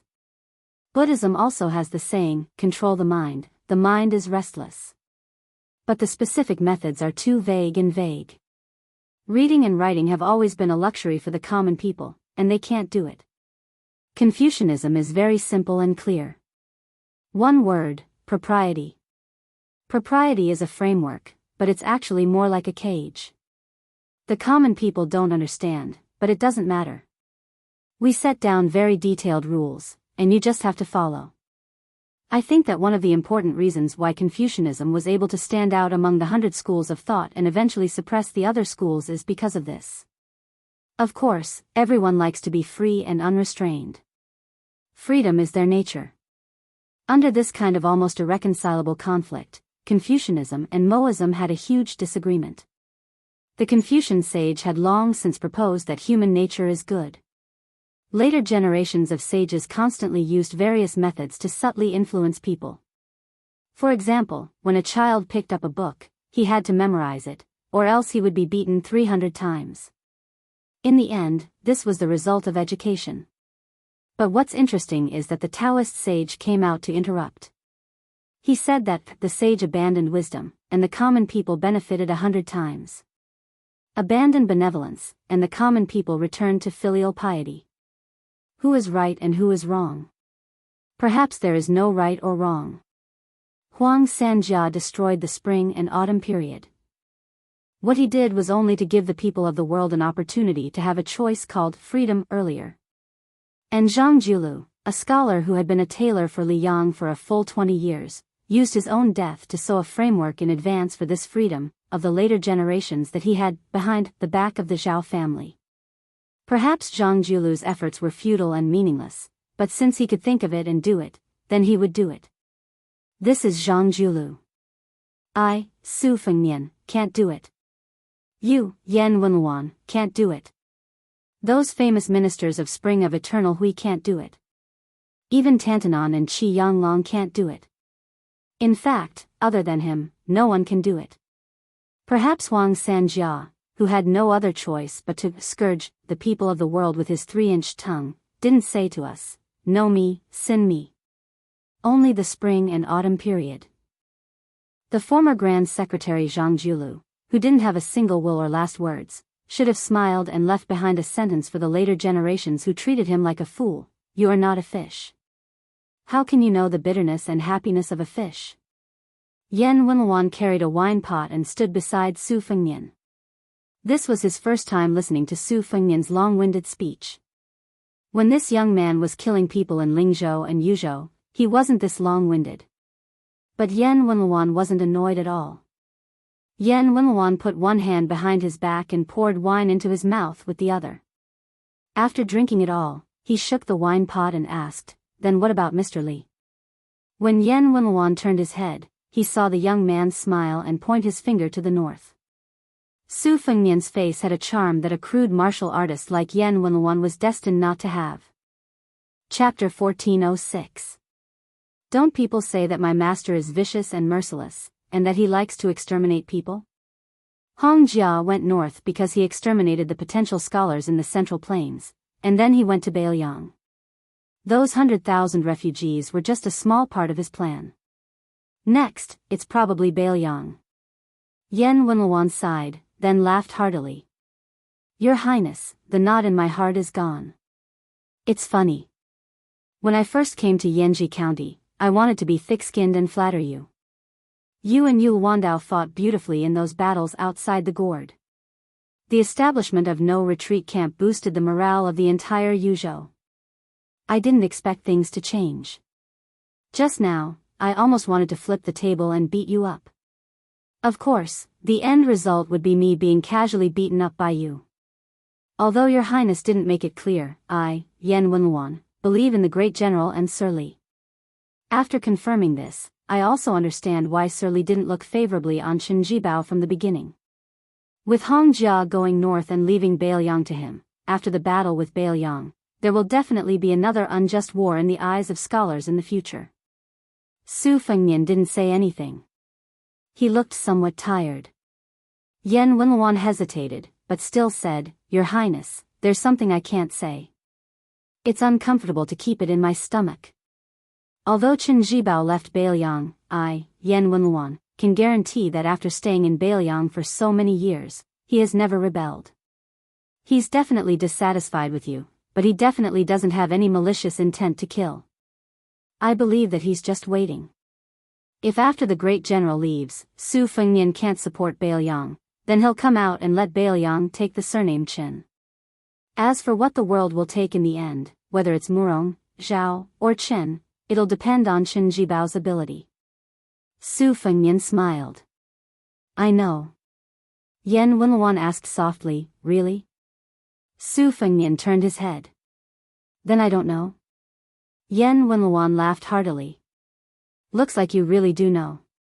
It's Yan Wenluan who gauged the heart of a gentleman with her own mean measure. Su Fengnian laughed along with him. "Isn't it just scolding people?" Yan Wenluan was startled at first, but after thinking for a while, the smile on her single eye became even brighter. However, she deliberately said helplessly, "The eloquence of a scholar is indeed impressive. I have no choice but to be impressed." In the end, the commander of Bailiang's infantry rushed over and cupped his fists. "Your Highness, let's go. Like what we said when we met in Yuzhou province, if there's a chance, even if I, Yan Wenluan, am lying in a coffin, I will also be carried to the palace of Beimang." Without waiting for Su Fengnian to say anything, the old man turned and strode away. When he passed by the table, he stopped and shouted, "Catch it." He picked up the wine pot and threw it to Su Fengnian. "Just treat it as this general treating Wang Ye to a drink." Su Fengnian raised his hand to catch the wine pot. Looking at the figure that had already crossed the threshold, he was astonished and muttered to himself, "There's actually a guest who uses the host's wine to treat others to a meal?" Yan Wenluan strode down the corridor. At that time, the old man had wanted to say, "I believe in you, Su Fengnian," after, "I believe in the great general, I believe in Mr. Li," but at that time, he held himself back. Now, he was muttering to himself, "Great general, fighting a war like this is interesting. Just like when I followed the grand general in the past, I'm not afraid of anything but death." Su Fengnian, who hadn't drunk a single drop of wine from beginning to end, sat back in his seat with a somewhat solemn expression. That cultured and refined fourth prince, Zhao Zhuan, wasn't someone to be trifled with after becoming the emperor. If Zhang Jiulu's death was ordered by his father, Zhao Zhuan, then Yuan Benqi's silent death was completely caused by Zhao Zhuan's cold-blooded methods. However, Su Fengnian wasn't surprised by this. Which of the three emperors of the Zhao clan wasn't an expert in cooking the hound after the rabbit had been caught? The reason why this prince of Liyang, who had just ascended to the dragon throne, secretly opened the door to Ji City was not because he had nothing better to do than to give the two generals of Beimang some military exploits. It was because after Liyang and Beiliang both changed their heirs, Su Fengnian was the first to go against the imperial edict and took the initiative to express the bottom line of the Beiliang. After Zhao Zhuan ascended to the throne, he quickly returned the favor by using the incident where Yu province's 10,000 cavalrymen invaded Ji City, telling Su Fengnian that the bottom line of the Liang imperial court was not low either. Meanwhile, after Yuan Tingshan lost Silver Sparrow City, he atoned for his crime with military exploits. Like his father, Zhao Zhuan, who paid close attention to the military affairs of Ji City, Su Fengnian had just received intelligence that apart from the Ji City cavalry, the man who had transformed from Mad Dog Yuan to General Yuan also brought along more than 7,000 elite cavalrymen that were given to him by one of his two fathers-in-law, the head of the Yanbao clan.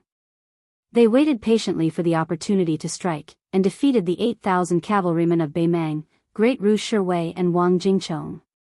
The report of victory that was delivered to Tai and City stated, "We lost less than 3,000 men, but we beheaded more than 10,000 enemies."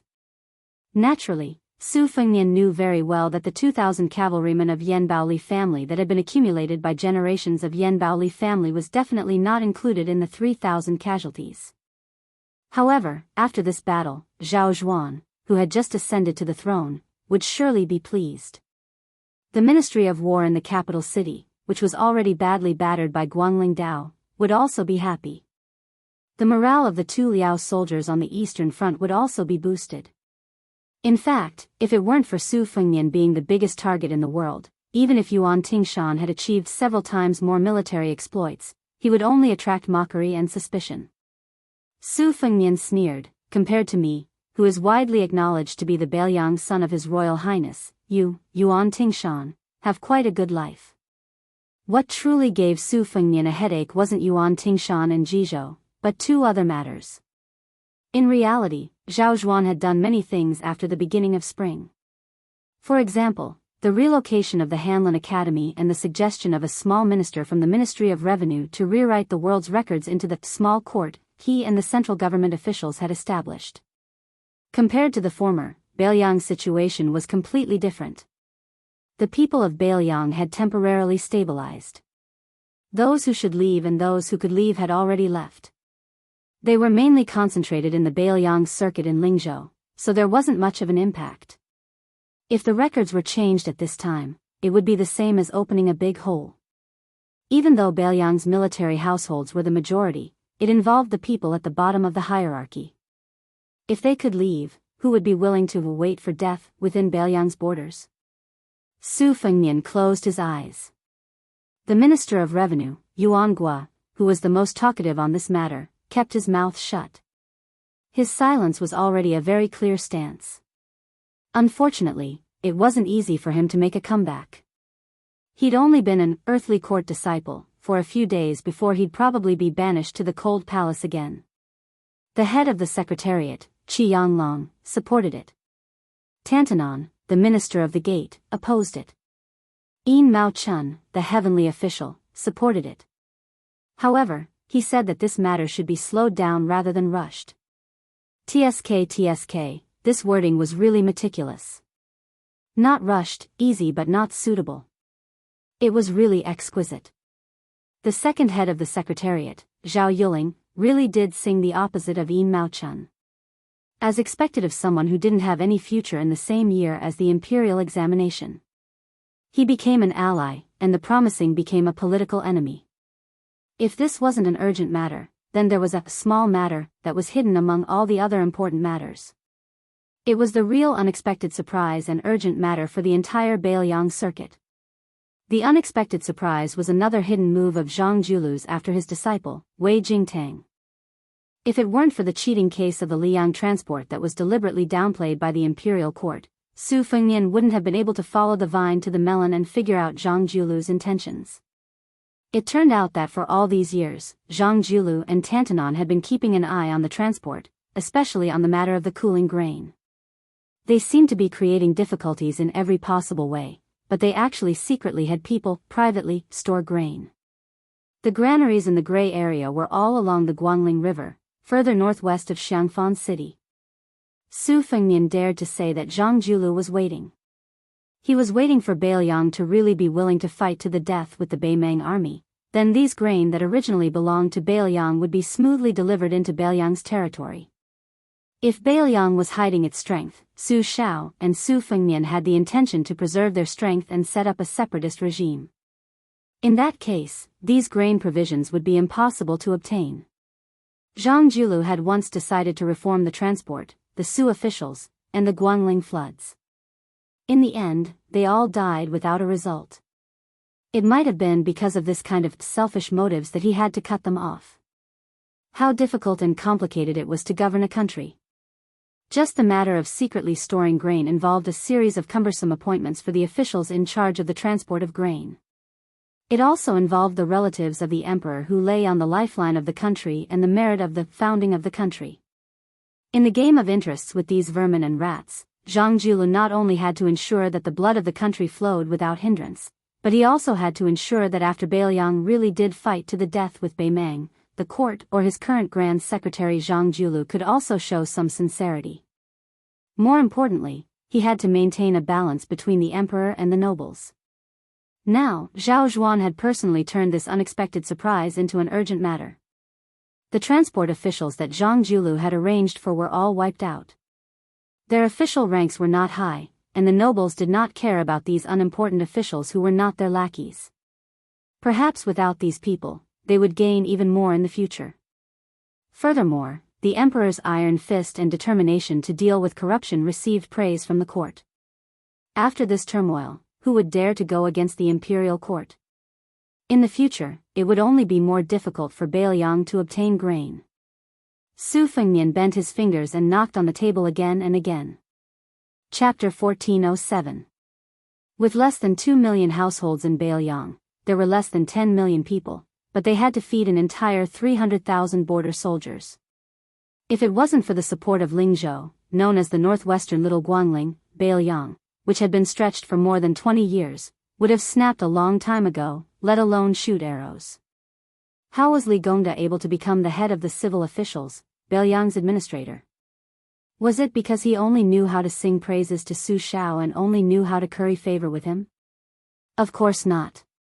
There was no other reason. Li Gongda knew how to make money. He was able to buy grain through all kinds of shady channels, and the prices were not high. The big shots who accepted the boxes of silver as bribes were, of course, the relatives of the imperial family and the descendants of meritorious deeds. The imperial court was losing a lot of money, and they only earned a small amount, of less than 1 million taels a year. Their ancestors and fathers had all sacrificed their lives for Biyao to unify the spring and autumn period and made great contributions. What did they have to feel guilty about earning some silver? In the short term, these people should not have the guts to get into trouble. Li Gongda, who was still the administrator, ran to Mount Qingliang and complained to the deputy administrator, Song Dongming. Official Li, who had always maintained himself well, would soon have his hair covered in white. Under this kind of grim situation, provincial governor Su Beiji, who had been hoarding grain like crazy in Lingzhou last year, quickly built and filled more than half of the granaries in his hands. At the time, he was ridiculed as the granary provincial governor, who only knew how to buy rice.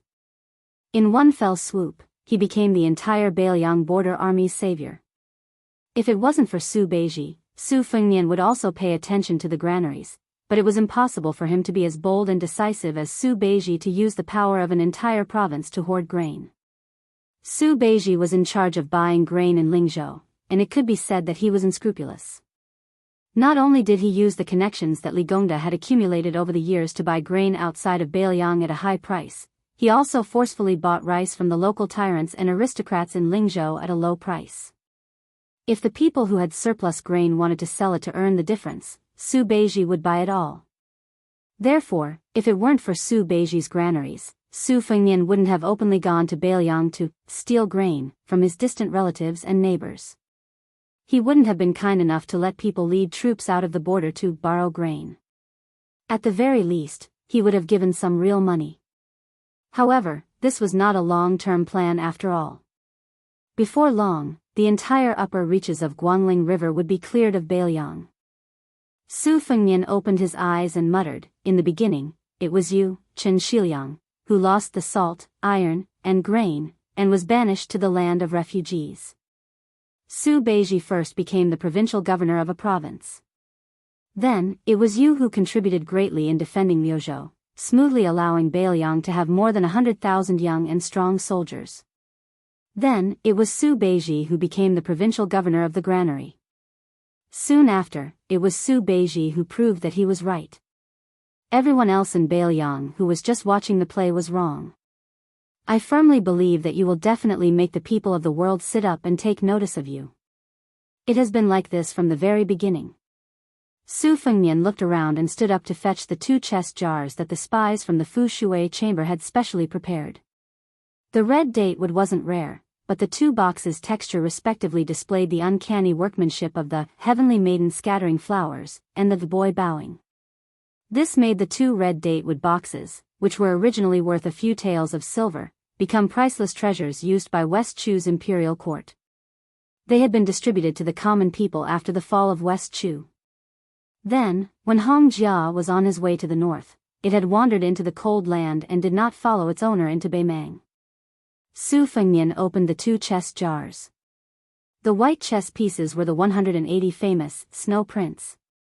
There were more than 20 intricate patterns on the chess pieces. The black chess pieces were the dark green fish brain jelly with a clear luster. Su Fengnian sat upright and still. He picked up a black and white chess piece and knocked it on the table that didn't have a chessboard. Then, as if he was about to start a game with someone, he placed the white chess jars across from him and softly said, "Master, Su Beiji and Chen Shiliang didn't disappoint you." Su Fengnian looked at the table that seemed even more empty with the addition of the 2 chess pieces. He was in a daze. Finally, he raised his head and looked at the empty table across from him. He didn't say anything. The sky outside the window was blue and white, and the room was no longer dark. The dark clouds had dispersed and threads of light shone in, clearly illuminating the dust that was usually invisible to the naked eye. In this room where there was only Su Fengnian, the chess pieces flew as if they were flying. As the pieces were placed, starting with the 3 words, Su Fengnian, one name after another came out of his mouth. There were names from Beiliang, Beimang, and Liyang. There were dead people, and living people. Some were famous, some were rising, and some were nameless. When he mentioned Lu Su, Su Fengnian paused and said, under Qi Yanglong's suggestion, Zhao Zhuan opened the 6 academies and added 6 more academicians after the 6 academicians in the palace hall. After making an exception for the old master of the Han family, he took advantage of the momentum to open the way for martial artists to use the word Wu as their title. This was to appease the civil officials, and at the same time to divide the power of the 6 ministries. During this time, it was said that the son of the Zhao family intended to disgust the king of Jing and you assisted, Zhao Sun. He summoned you to the capital to enter one of the 6 academies, the Hongwen Academy. Do you want to go? Will Zhao Sun be willing to let you go? Even if Zhao Sun can continue to bear the humiliation and have no choice but to let you leave Xiangfan City in Qingzhou alive, what price will you have to pay? Su Fengnian suddenly smiled and said, since it's difficult for you, and even more difficult for Zhao Sun, then I'll be a good person. Su Fengnian didn't turn his head, but he raised his voice and said, Mi Fengjie, Fan Shaochai, the 2 of you go to Xiangfan City and invite Lu Su to Biyao. If he doesn't want to, then take him. Su Fengnian quickly sighed and said self-deprecatingly, forget it. If Lu Su really doesn't want to come to Biyao, then send him to a place where he won't have to worry about Zhao Go. Su Fengnian looked across the table and said in a low voice, I'm really bad at gambling, and I'm soft-hearted. Fortunately, after so many years, Su Xiao has often been lectured by you like this. I've seen it with my own eyes more than once or twice. Lowering his head, he saw that there weren't many chess pieces left in the chess jar. The table had also become densely packed with black and white chess pieces. It reminded him of the battle between the Great Snow Dragon Cavalry and the Ruren Cavalry outside the mouth of the gourd. Su Fengnian finally began to drink. Before he started practicing martial arts, he had a good tolerance for alcohol, but now he was drunk. He slumped against the back of the chair, his entire body curled up in the chair as he fell asleep. In his dreams, he repeatedly murmured, they're all gone, they're all gone. Emperor Zhao Zhuan clearly intended to follow in the tradition of the previous emperor's diligence. However, compared to the previous emperor's all-nighters, Zhao Zhuan was clearly more restrained. He even practiced a set of martial arts every morning without fail. It was taught to him by the great Jinren of Mount Qingsheng, who together with the residents of the Taoist master of Mount Longhu, who controlled the world's Taoism. If the young emperor was said to have listened more than he spoke in that small court meeting where the entire hall was filled with purple, he rarely made any decisive decisions. Now, he was slowly beginning to possess the bearing of an emperor. Other than Qi Yanglong, Huan Wen, and a few other old people, even Zhao Yuling, who had been in charge of the Minister of Personnel for many years, was clearly beginning to feel nervous. The re-examination of the world's editions, the deliberation of the candidates for the 6 academies, the promotion and demotion of former subordinates of the Ministry of Personnel, one after another, forced Zhao Yuling to brace himself to deal with it. This made Song Tonglu feel relieved. The Liang dynasty could not afford any turbulence at this time. If there were any signs of bullying in the center of the imperial court during the sensitive time when Liang and Liang were fighting on 2 fronts, even if Song Tonglu knew that he would be labeled as a eunuch interfering in politics, he would still blow a cold wind at some people who were qualified to participate in the small court meeting. Perhaps the heavens really did bless Liang. In the beginning, the Guangling Taoist army did not achieve victory. 2 old generals who were placed high hopes on by the imperial court, one died in battle and the other was caught like a turtle in a jar and became a laughingstock. Both of them lost to young people who were almost old enough to be their grandchildren. Fortunately, the Guangling Prince Zhao Yi's trusted general named Song Li was not only a blessing general for the emperor's uncle, but also a blessing general for the entire Liang.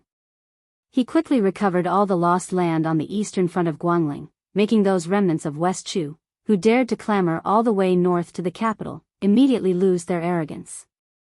On the northwest side, everyone in the imperial court was saying that Beiliang's Beiliang cavalry was just an embroidered pillow that could not withstand a single blow.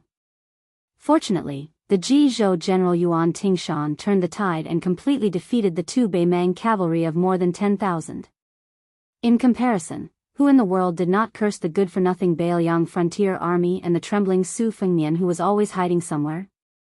Chapter 1408. Song Tonglu naturally knew many secrets that even the assistant ministers of the 6 ministries should not know. For example, Beimang's infantry had paid a heavy price to break through 2 small cities outside Yuzhou Pass, the fall of Calabash Pass, and the appearance of Su Fengnian's Yuzhou cavalry. Even the Great Snow Dragon cavalry had entered the battlefield. However, these secrets should be kept to the grave. Song Tonglu also knew an interesting thing, that he had to grit his teeth even more. The current emperor liked to collect jade dolls, which were sculpted from various materials. They were detailed and lifelike, ranging from 1 inch to 4 inches, with 3 different heights between each inch. There were a total of 9 grades. Because of Song Li's illustrious military exploits that everyone in the capital knew about, the 2 cun tall jade statue, Song Li, stood on a table in a secluded study of the emperor. After Yuan Tingshan's military exploits, he jumped from 1.6 cun to 3 cun tall. There were relatively new jade figurines, such as Sun Yin, who had argued with the group of Confucians during the Imperial College's martial arts exhibition, Fan Jianghu, who had recently entered the capital, and Gao Tingshu, who was extremely eye-catching on the border of the Ministry of War. Yesterday, when Song Tonglu walked into the small study that only he, the head of the ceremony directorate, and 2 eunuchs on duty, entered, he found a brand new jade figurine. Even though there was no one in the room at the time, Song Tonglu, who was the head of the eunuchs, only dared to sneak a glance. He found that it was an extremely young stranger. Moreover, it was very different from the other jade figurines. This person had his eyes closed in concentration, like a blind man. Before Song Tonglu left the room, he had guessed the identity of this person. It was a blind chess player who, at his lowest, had no choice but to gamble in the shabby alleys of Qingzhou to make a living. It was a person who had no record in the Ministry of Appointments, Lu Su. There was no court meeting today. The emperor, Zhao Zhuan, could practice his set of martial arts when the sky was slightly bright. Recently, the empress had occasionally caught a cold and was not feeling well. The emperor had specially sent her to her maternal home to recuperate and relax. During this time, the emperor had not visited any woman. The common people often said that the emperor was not anxious, but the eunuchs were anxious. However, most of them did not know the true meaning. In fact, it was referring to a time like this. For a small family, there was a saying that there were 3 ways to be unfilial, and having no descendants was the worst. For a vast and enormous dynasty, the ruler of a country without an heir was tantamount to an invisible disaster. The longer time passed, the clearer the countless bloody stories in the history books were. This was enough to trigger all sorts of unpredictable changes in the sky. However, no matter how carefully Song Tonglu and Diao Si tried to persuade him, the emperor, he still smiled and told Song Tonglu that he could occasionally do such things. When the empress was in the palace, he could occasionally do it, but now that the empress was in her maternal home was sick, he would not do. Song Tonglu sincerely admired him. Moreover, the emperor practiced martial arts every day. How could it be a boring thing to do to pass the time? Song Tonglu believed that the world would not believe that the current emperor, from the moment he ascended the throne, had already begun to prepare to become the longest reigning ruler of Liang. The emperor of Liang, the emperor of Zhao, had sat on the dragon throne for 34 years. However, that person only ascended the throne at the age of 35. Song Tonglu believed that it would not be difficult for the current emperor to do it. After Zhao Zhuan finished practicing his martial arts, he began to walk in small circles. At this time, he would talk to himself. Song Tonglu bent his waist and quietly took 8 steps back, not 1 step more and not 1 step less. This small rule was set by the previous head eunuch of the ceremony directorate, Han Xingxian. The rule was not big, but it was enough for Song Tonglu and his next head eunuch to scrupulously abide by it until death. Zhao Zhuan walked in circles and said softly, "For the time being, Sun Yin, who does not have an official position, is right. The vassal kings of various regions cannot hold the position of judici. However, this change needs to be done slowly. First, in places where there are no vassal kings, we need to add deputy judici. After a year and a half, we need to find 2 officials from the Ministry of War and the Ministry of Appointments who have authority and bring up this matter. Then, starting from my big brother, we will add deputy judici and promote it." According to what Sun Yin said, it will not take too long to find a vassal king with a dirty background and have the imperial censor write a letter of impeachment to remove him from the position of judici. Sun Yin's choice of candidate is not very appropriate. In my opinion, the king of Han is a good candidate. Sun Yin, at such a young age, is able to figure out the emperor's intentions. He is more like an old fox like Yin Mao Chun. If not for the fact that you were born in Biyao and had no choice but to continue observing, I would have restored you to your official position today. I would have even reserved the position of scholar of Chong Wenguan for you. Zhao Zhuan, who was walking slowly, raised his hands and rubbed his temples. Since Lu Xingxiang has become a general with real power, he has to resign from his position as the left assistant minister of the Ministry of War to make room for Gu Jintang's right-hand man who has followed him for many years. Firstly, this will suppress the influence of the martial artists from Guangling and Jiangnan. In such a large Ministry of War, Minister Lu Baijie, Assistant Minister Lu Xingxiang, and Su Gong are all from that side. This is too outrageous. Furthermore, promoting Tang Taizuang, who is not lacking in military merit and reputation, will prevent Gu Jiantang from becoming the second. Zhao Zhuan snorted coldly and did not continue to say the name that he had heard since he was young. In reality, he did not have much ill will toward that old man. On the contrary, deep in his heart, he had a different impression of him from the previous emperor. It was just that he had hidden it very well these past few years. Otherwise, he would never be able to take half a step toward that chair in this lifetime. But that person's son, Zhao Zhuan, really felt stifled whenever he thought of him. At this moment, he began to truly understand the previous emperor. There were two people from the previous generation, one was the ruler and the other was the subject. One was surnamed Zhao and the other was surnamed Su. The two young people of this generation were cut from the same cloth. Zhao Zhuan pressed his fingers against his temples and stopped walking. His voice was extremely soft as he laughed. The world is both envious and jealous of your surname, so they like to scold you. No matter what you do, it's all wrong. It seems like no one dares to scold me. Since you also feel that you can't cause your father to die in peace and are afraid that people will scold you and your father as slaves with two surnames, then I will let you die in peace. Zhao Zhuan suddenly frowned, as if he was asking himself, if I were in your position, would I betray Liang and rely on Beimang? Zhao Zhuan shook his head, not wanting to think about this meaningless question. He laughed loudly and could not stop himself from feeling pleased. Unfortunately, your surname will always be Su, and my surname is Zhao. My sons and grandsons will continue to bear the imperial surname for generations to come. As for you, you will be buried in the history books together with Bailiang's 300,000 steel cavalry. After you die, I will definitely ask those civil officials in charge of history to give you a few pleasant conclusions. On the easternmost front line of Beimang, the king of Bando, Jingchong, who had just suffered a defeat in Jibei, brought only 200 of his personal cavalrymen and headed west in low spirits under the playful gazes of his colleagues. They were heading to Gusai province. Chapter 1409. His grandfather, who had lived to the age of 70 and was the clan master of the Yi clan in Southern Dynasty, had passed away. His great-grandfather, who was so old that he would be honored with the title of Yi clan in a few more years, was still alive. Although he no longer cared about the affairs of the clan and even ignored the officialdom of Southern Dynasty for many years, he was still alive. It seemed very awkward for a white-haired person to send off another white-haired person. However, the Wang clan, who had always been known as the fence-sitter in the western capital, was still prospering no matter how strong the wind blew. Wang Jingchong remembered that before the Melon Vine Rebellion in Southern Dynasty, many old people of spring and autumn period had already started to prepare for their deaths.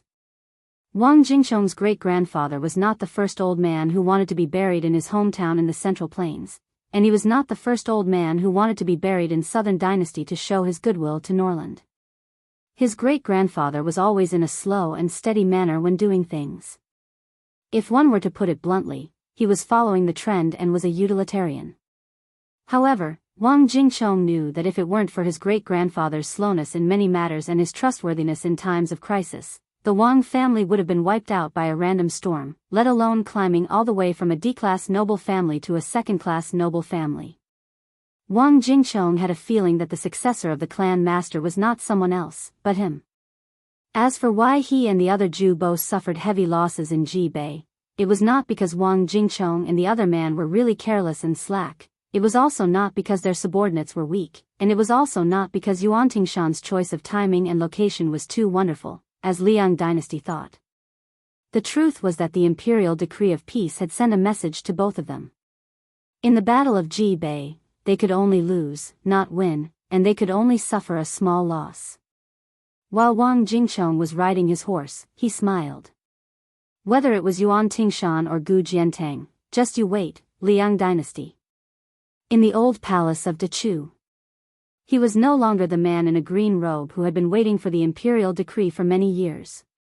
He walked alone into the courtyard that had been abandoned for many years. In the past, this place was filled with national chess players, and he was the most proud of it. He searched for a long time, but he could not find the 2 chess jars that he used to place on the chessboard countless times. Before he walked out of the courtyard, he could only settle for the next best thing. He took the other 2 old chess boxes that he was familiar with. He said softly, "The next time I appear outside Tai and City, I will tell the world that Dechu was not a femme fatale back then." On this day, Chao Changqing's Confucian Saint realm changed from the way of the king to the way of the overlord. In the eyes of outsiders, Nanjiang was a barren land with raging miasma. Since the founding of the Great Qin dynasty, it had always been regarded as a dangerous path to be an official. The emperor liked to demote those officials who were disobedient but could not be killed here. Zhao Bing, who was lucky enough to come here to be the king of Yan Qi instead of the king of Huainan, had guarded the border conscientiously for so many years. He had strictly abided by the rules of the suzerain vassal state and never complained. Even his eldest son, His Royal Highness, and other sons had never spread any absurd acts in the north. This was enough to win sympathy. In addition, Zhao Bing had always been kind to the officials in his jurisdiction. Many civil officials who came here with the heart of death but returned to the north alive all admired Zhao Bing greatly. Occasionally, there were scholars in Jiangnan who made jokes about Zhao Bing and Nailan Yuxi's homosexuality, but Zhao Bing did not show any anger or shame.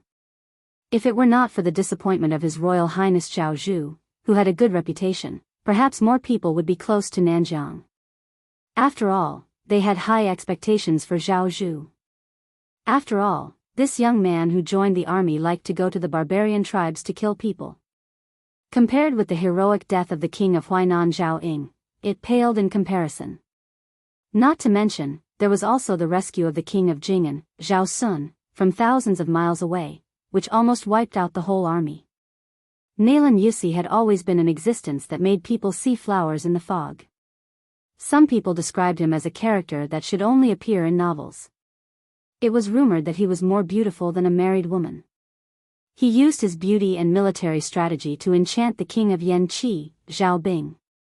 That was why he was willing to stay in Nanjiang for 20 years. There were also people who said with certainty that Mr. Nailan, the most luxurious person in Nanjiang, had 5 personal maidservants who could be said to be devastatingly beautiful. They were called Fengdu, Dongyue, Shishu, 3 Corpses, and Chenglu. There was no snow in Nanjiang in winter. As for the spring cold that could make famous people in Jiangnan feel cold to the bones, it was never chilly here. On the top floor of a 13-story lofty bookstore, a handsome middle-aged scholar in thin clothes was letting a group of orioles and swallows help him move books to dry them. He sat peacefully on a small red sandalwood couch, leisurely holding a book and reading. He sat up and put the yellowed book in his hand on his knee. He smiled and asked a young beauty with a plump figure who was closest to him, "I know that there are not many women in the world who are as beautiful as you, but it is easy for me to find a few more. But in the end, there are only 5 of you?" The woman nicknamed Cheng Lu turned her head. Her eyes narrowed into 2 crescent moons as she smiled. "Mr. Nailan is so knowledgeable. How could I guess Mr. Nailan's thoughts?" The scholar joked, "With your flattery skills, when you entered the palace, you were at most a small concubine." The maid's smile became softer, and her eyes were infatuated. She was charming and natural. "But I really didn't mean to say good things for you." The man smiled warmly, blinked, and said mischievously, "I know. You 5 don't work. Go downstairs and play. Let me, the knowledgeable Mr. Nailan, study alone." The 5 people didn't hesitate at all and went downstairs with light steps. This scholar, who could be called a vassal king more than Zhao Bing, the king of Yan Qi, could only be Nailan Yusi. He looked down at the book that his old friend gave him. It was just an ordinary Confucian classic. It was not like the exquisite engraved book, which was more valuable as it aged. This book was more than 20 years old. No one would be willing to accept it even if he gave it away. In terms of extravagance, Mr. Nayland, who was the best in Nanjiang, carefully kept it for more than 20 years. In addition to drying the book himself, he only took it out of the sandalwood box 2 or 3 days a year to read it. Zhao Bing once asked in private. Xiaoyan, could it be that what he gave was not as good as an old book? Nayland Yusi just shook his head. Fortunately, Zhao Bing never cared about this kind of detail. Nayland Yusi looked at his old friend's belongings that had no grave after his death and chuckled softly. You are so poor that you don't even have a coin purse. You are so pitiful that you don't even have a coin purse. You and I traveled together to study in different countries. When we parted, you, who only had 2 books, gave me this book. How can the king of Yanqi compare with you? Is he really willing to give me half of his property? Nayland Yusi raised his head, narrowed his eyes, and looked at the sky. Fengdu, Dongyue, Shishu, 3 corpses riding shoes, 10 crosses. This is all of our hard work. Over the years, there have been 3 confirmed dead people. There are 2 missing people. There are 5 left, 1 more than you and I expected. It's enough. For these last 5 people, Zhao Bing killed tens of thousands of people in Nanjiang. Not to mention the refugees in Bailiang, nearly 10,000 people in the border army died. Nayland Yusi stretched out his hand to touch his forehead. His expression was extremely contradictory, as though he was sad and satisfied at the same time. He smiled softly and said, You said that since there were wanderers, after hundreds of years of evolution, the wanderers no longer wandered and turned into aristocratic families, country, the word country in front and the word family in front. You were just a poor scholar at that time. You told me that you wanted to try and let the scholars in the world put the country before the family again. For this reason, you set up this trap. In the end, except for those 5 people, only I know about it in the world. The tall building towered into the clouds, and wind came from all directions. A gust of wind blew, and Nayland Yusi's hair was dazzled. The book on his knee made a slight rustling sound. Nayland Yusi closed his eyes and listened carefully to the sound of the pages turning. The corner of his mouth curled up. You once asked me seriously, one day, when you suddenly die, how will you fight against life and death?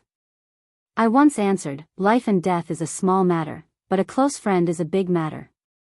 Where my heart is at peace, there is a pure land and a lotus pond. The spring breeze turned the pages of the book. It was just like the dead person turning the pages of the book. Chapter 14:10. The earth paste was thick, and when spring thunder struck, all things would happen. It was drizzling, and it was close to dusk. On the official road connecting Yanji Prefecture and Bishan County, 3 horses galloped. They finally made it to Wool Street before dinner time. The 3 horses slowly traveled on the slightly muddy street and finally arrived at a secluded courtyard after a few turns. The 3 dismounted. Lu Yunzhang, who had the large frost saber on his back, had a suspicious look on his face. He didn't know why Udilong wanted to come to this godforsaken place. When his master said that they would return to Liangzhou, this guy's face fell. He went back to his room and delayed for a long time. Through the door, he said that he had eaten something bad and asked Lu Yunzhang to accompany his master. Lu Yunzhang was immediately amused. With Yu Dilong's internal strength, even if he swallowed swords and knives, he wouldn't get sick. Lu Yunzhang teased him, could it be that you're pregnant? In the past, his eldest senior brother, who couldn't take a joke, would have used his fists to compare notes with him. This time, however, there was no reaction. Then, for some reason, his master said that they would go to Bishan County first. Udilong immediately became lively and ran to the stables. He then took the horse and mounted it in one go. The Shitakian door was made of reed stalks.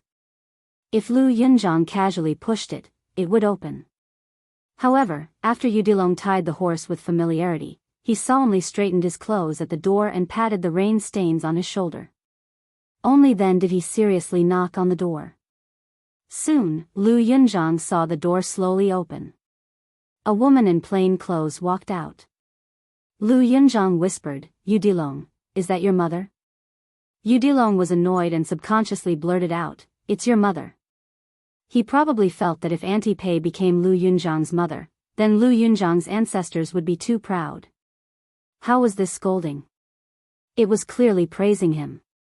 Yudilong quickly pulled a long face and said, don't be so cheeky. Call her Auntie Pei with me later. I don't care about other times, but if you don't behave properly today, I will really beat you up. Lu Yunzhang rolled his eyes, but he soon couldn't shift his eyes away. Goodness gracious, this big sister was truly beautiful. However, Lu Yunzhang quickly lowered his gaze. He wasn't a simple-minded fool. He had been at the bottom of the martial emperor city in the East Sea for so many years. Even though he was young, he was experienced. Even if he used his butt to guess, he would know that this absolute beauty was their master's, something. Following that, the elder sister's words and actions made Lu Yunzhang look at her in a different light. Who was his master? Putting aside the fact that he was the most powerful vassal king in the Liang dynasty, he had obtained the title of the world's #1 expert after spending a few years in the martial world. Lu Yunzhang even heard that the purple-clothed Xinyuan, the only female martial world alliance chief in the past few hundred years, was only his master's follower. However, this woman behind the tattered wooden door wasn't in a hurry to remove the door bolt. She had a cold expression and glanced at Su Fengnian with a faint smile. It was better not to smile. Even Lu Yunzhang felt a mysterious killing intent when he looked at her. She then said, Yo, what a rare guest. Lu Yunzhang, who was in admiration, almost couldn't help but give her a thumbs up. He was thinking that this was definitely a heroine. Furthermore, she was a true heroine who didn't care about worldly affairs but had top-notch martial arts. Otherwise, who in the world would have the strength and courage to give his master the cold shoulder? Yudilong held back his laughter, seemingly happy to see his master suffer. Su Fengnian coughed and waited for a moment. Seeing that she had no intention of opening the door, he said awkwardly, I was a little busy. By the way, have you eaten? Pei Nanwei ignored him. At this moment, Yudilong stretched his neck and smiled brightly. Aunt Pei. Pei Nanwei smiled knowingly and opened the door for the three of them. She rubbed Yudilong's head. You seem to have grown taller. Yudilong chuckled. The four of them walked into the house together. Lu Yunzhang looked around furtively but couldn't see anything special. It was just a very ordinary Bailiang family's house. There was a faint green vegetable garden in the corner and even a simple chicken coop. Yudilong kicked Lu Yunzhang. Lu Yunzhang whispered, What are you doing? Yudilong glared at him. Lu Yunzhang was stunned for a moment before he quickly squeezed out a smile. Aunt Pei, my name is Lu Yunzhang. I'm Master's eldest disciple. After returning from the gourd, Yudilong, who had been carrying the cold saber on his back, expressionlessly raised his hand to grab the hilt. Lu Yunzhang, who didn't dare to risk his life with Yudilong, hurriedly said with a smile, Sorry. I'm Master's last disciple. Yudilong is my eldest senior brother. Master has another disciple called Wang Sheng. She's my second senior sister. Pei Nanwei smiled and nodded. After entering the house, Pei Nanwei went to the kitchen to make some vegetables for the three of them. The four of them sat around the table with a stool each. Su Fengnian slowly picked up his chopsticks. Pei Nanwei asked, When are we leaving? Su Fengnian smiled bitterly. You're chasing me away just like that? Pei Nanwei was silent for a moment. She suddenly frowned and said, Aren't you still the registrar of Bishan County? How come you don't receive your salary? I went to the county office after the Lantern Festival. The household secretary said that you don't need to go to the office for roll call anymore. Later, I heard that the county magistrate and the county governor communicated and wanted to replace the registrar with a scholar from outside the county. Su Fengnian smiled. It's not right to occupy the latrine but not take a shit. My salary is, realizing that Pei Nanwei was staring at him. Su Fengnian slapped his chopsticks and immediately changed his tune. He pretended to be angry and said, "Preposterous. Isn't this bullying? I'll find a chance to go to the county office to reason things out." Pei Nanwei said, "We'll go after dinner." Su Fengnian carefully asked, "There's no extra money at home?" Pei Nanwei said indifferently, "In order to live, who would complain about having more money?" Yudilong, who was born a poor child, had a deep expression on his face. He nodded and said, that's right. Aunt Pei, you're right. In a moment, Master and I will go to the Bishan County office to ask for your salary. If you don't give it to us." Pei Nanwei smiled and said, "Speak properly. Don't fight." Yudilong nodded vigorously. He looked at Su Fengnian and said solemnly, "Master, in Biyao, don't we get rewarded for military service? The money outside the gourd belongs to the big guys and doesn't count as mine. Why don't you give me 10 taels of silver in advance and I'll make up for it later on the battlefield? I'll leave the money with Aunt Pei first." Su Fengnian kicked his stupid disciple under the table. He smiled helplessly and said, "I don't have any money on me." Yudilong didn't give up and said, "Didn't we take 2 jars of chess pieces from the county capital? There's also a pawn shop on Lualu Street. I think they're quite valuable. Why don't you give me 40 or 50 pieces and I'll pawn them for 10 taels of silver first?" Su Fengnian touched his forehead and sighed softly. This little prodigal son, the 2 jujube wooden jars with 180 pieces each. Whether it was the frozen fish brain black chess piece or the snow white chess piece, in terms of material, not to mention 10 taels of silver, they wouldn't even be sold for 10 taels of gold. Moreover, this kind of antique was the same as collecting rare editions of books. It was very particular about whether one liked it or not. Moreover, this was the first imperial tribute of West Chu's palace. God knows if it was the favorite of some chess piece in the past. It was even possible that State Preceptor Li Mibi or Chao Chongqing had used it to play chess with others. Pei Nanwei asked unhappily, "How old is he? How can he go to the battlefield to kill people?" Su Fengnian looked at her and said calmly, "He's my disciple." Yudilong was probably afraid that his master and Aunt Pei would quarrel because of him. He smiled and said, "Aunt Pei, it's fine. I'm from Biyao. Since I know martial arts, it's only right for me to go to the battlefield and kill the barbarians. In the future, after I've paid off the big guy's debt and made contributions to the military, I'll send the money to you. Can you help me save it? When the time comes, Aunt Pei can use it as you please." Pei Nanwei smiled and said, "Later, Aunt Pei will find someone to renovate the house and build a courtyard house. When the time comes, I'll specially reserve a room for you." While wolfing down his food, Yudilong raised his head and said excitedly, "Okay." After Su Fengnian finished eating, he put down his chopsticks and looked at Pei Nanwei. "I'll go with you to the county office and let the 2 children wash the dishes." After the 2 of them each took an oil paper umbrella and walked out of the house, Lu Yunzhang sat cross-legged on a stool and looked at Yudilong, who was busy cleaning up the dishes. He whispered, "Who exactly is Aunt Pei? Why does it seem like our master is quite concerned about her?" Yudilong, who was in a good mood, had the thought of joking. He deliberately said mysteriously, "Aunt Pei is amazing. There's no second in the world in martial arts, but there's a third in the world." Lu Yunzhang had a look of disbelief. "Are you lying to me?" Yudilong curled his lips and said, "It's up to you to believe it or not. In any case, Aunt Pei can crush you with one finger. By the way, this is my house. When you visit in the future, remember not to freeload. You have to bring a gift." Lu Yunzhang grimaced. Yudilong happily ran to the kitchen with the bowls and chopsticks. "I have a home."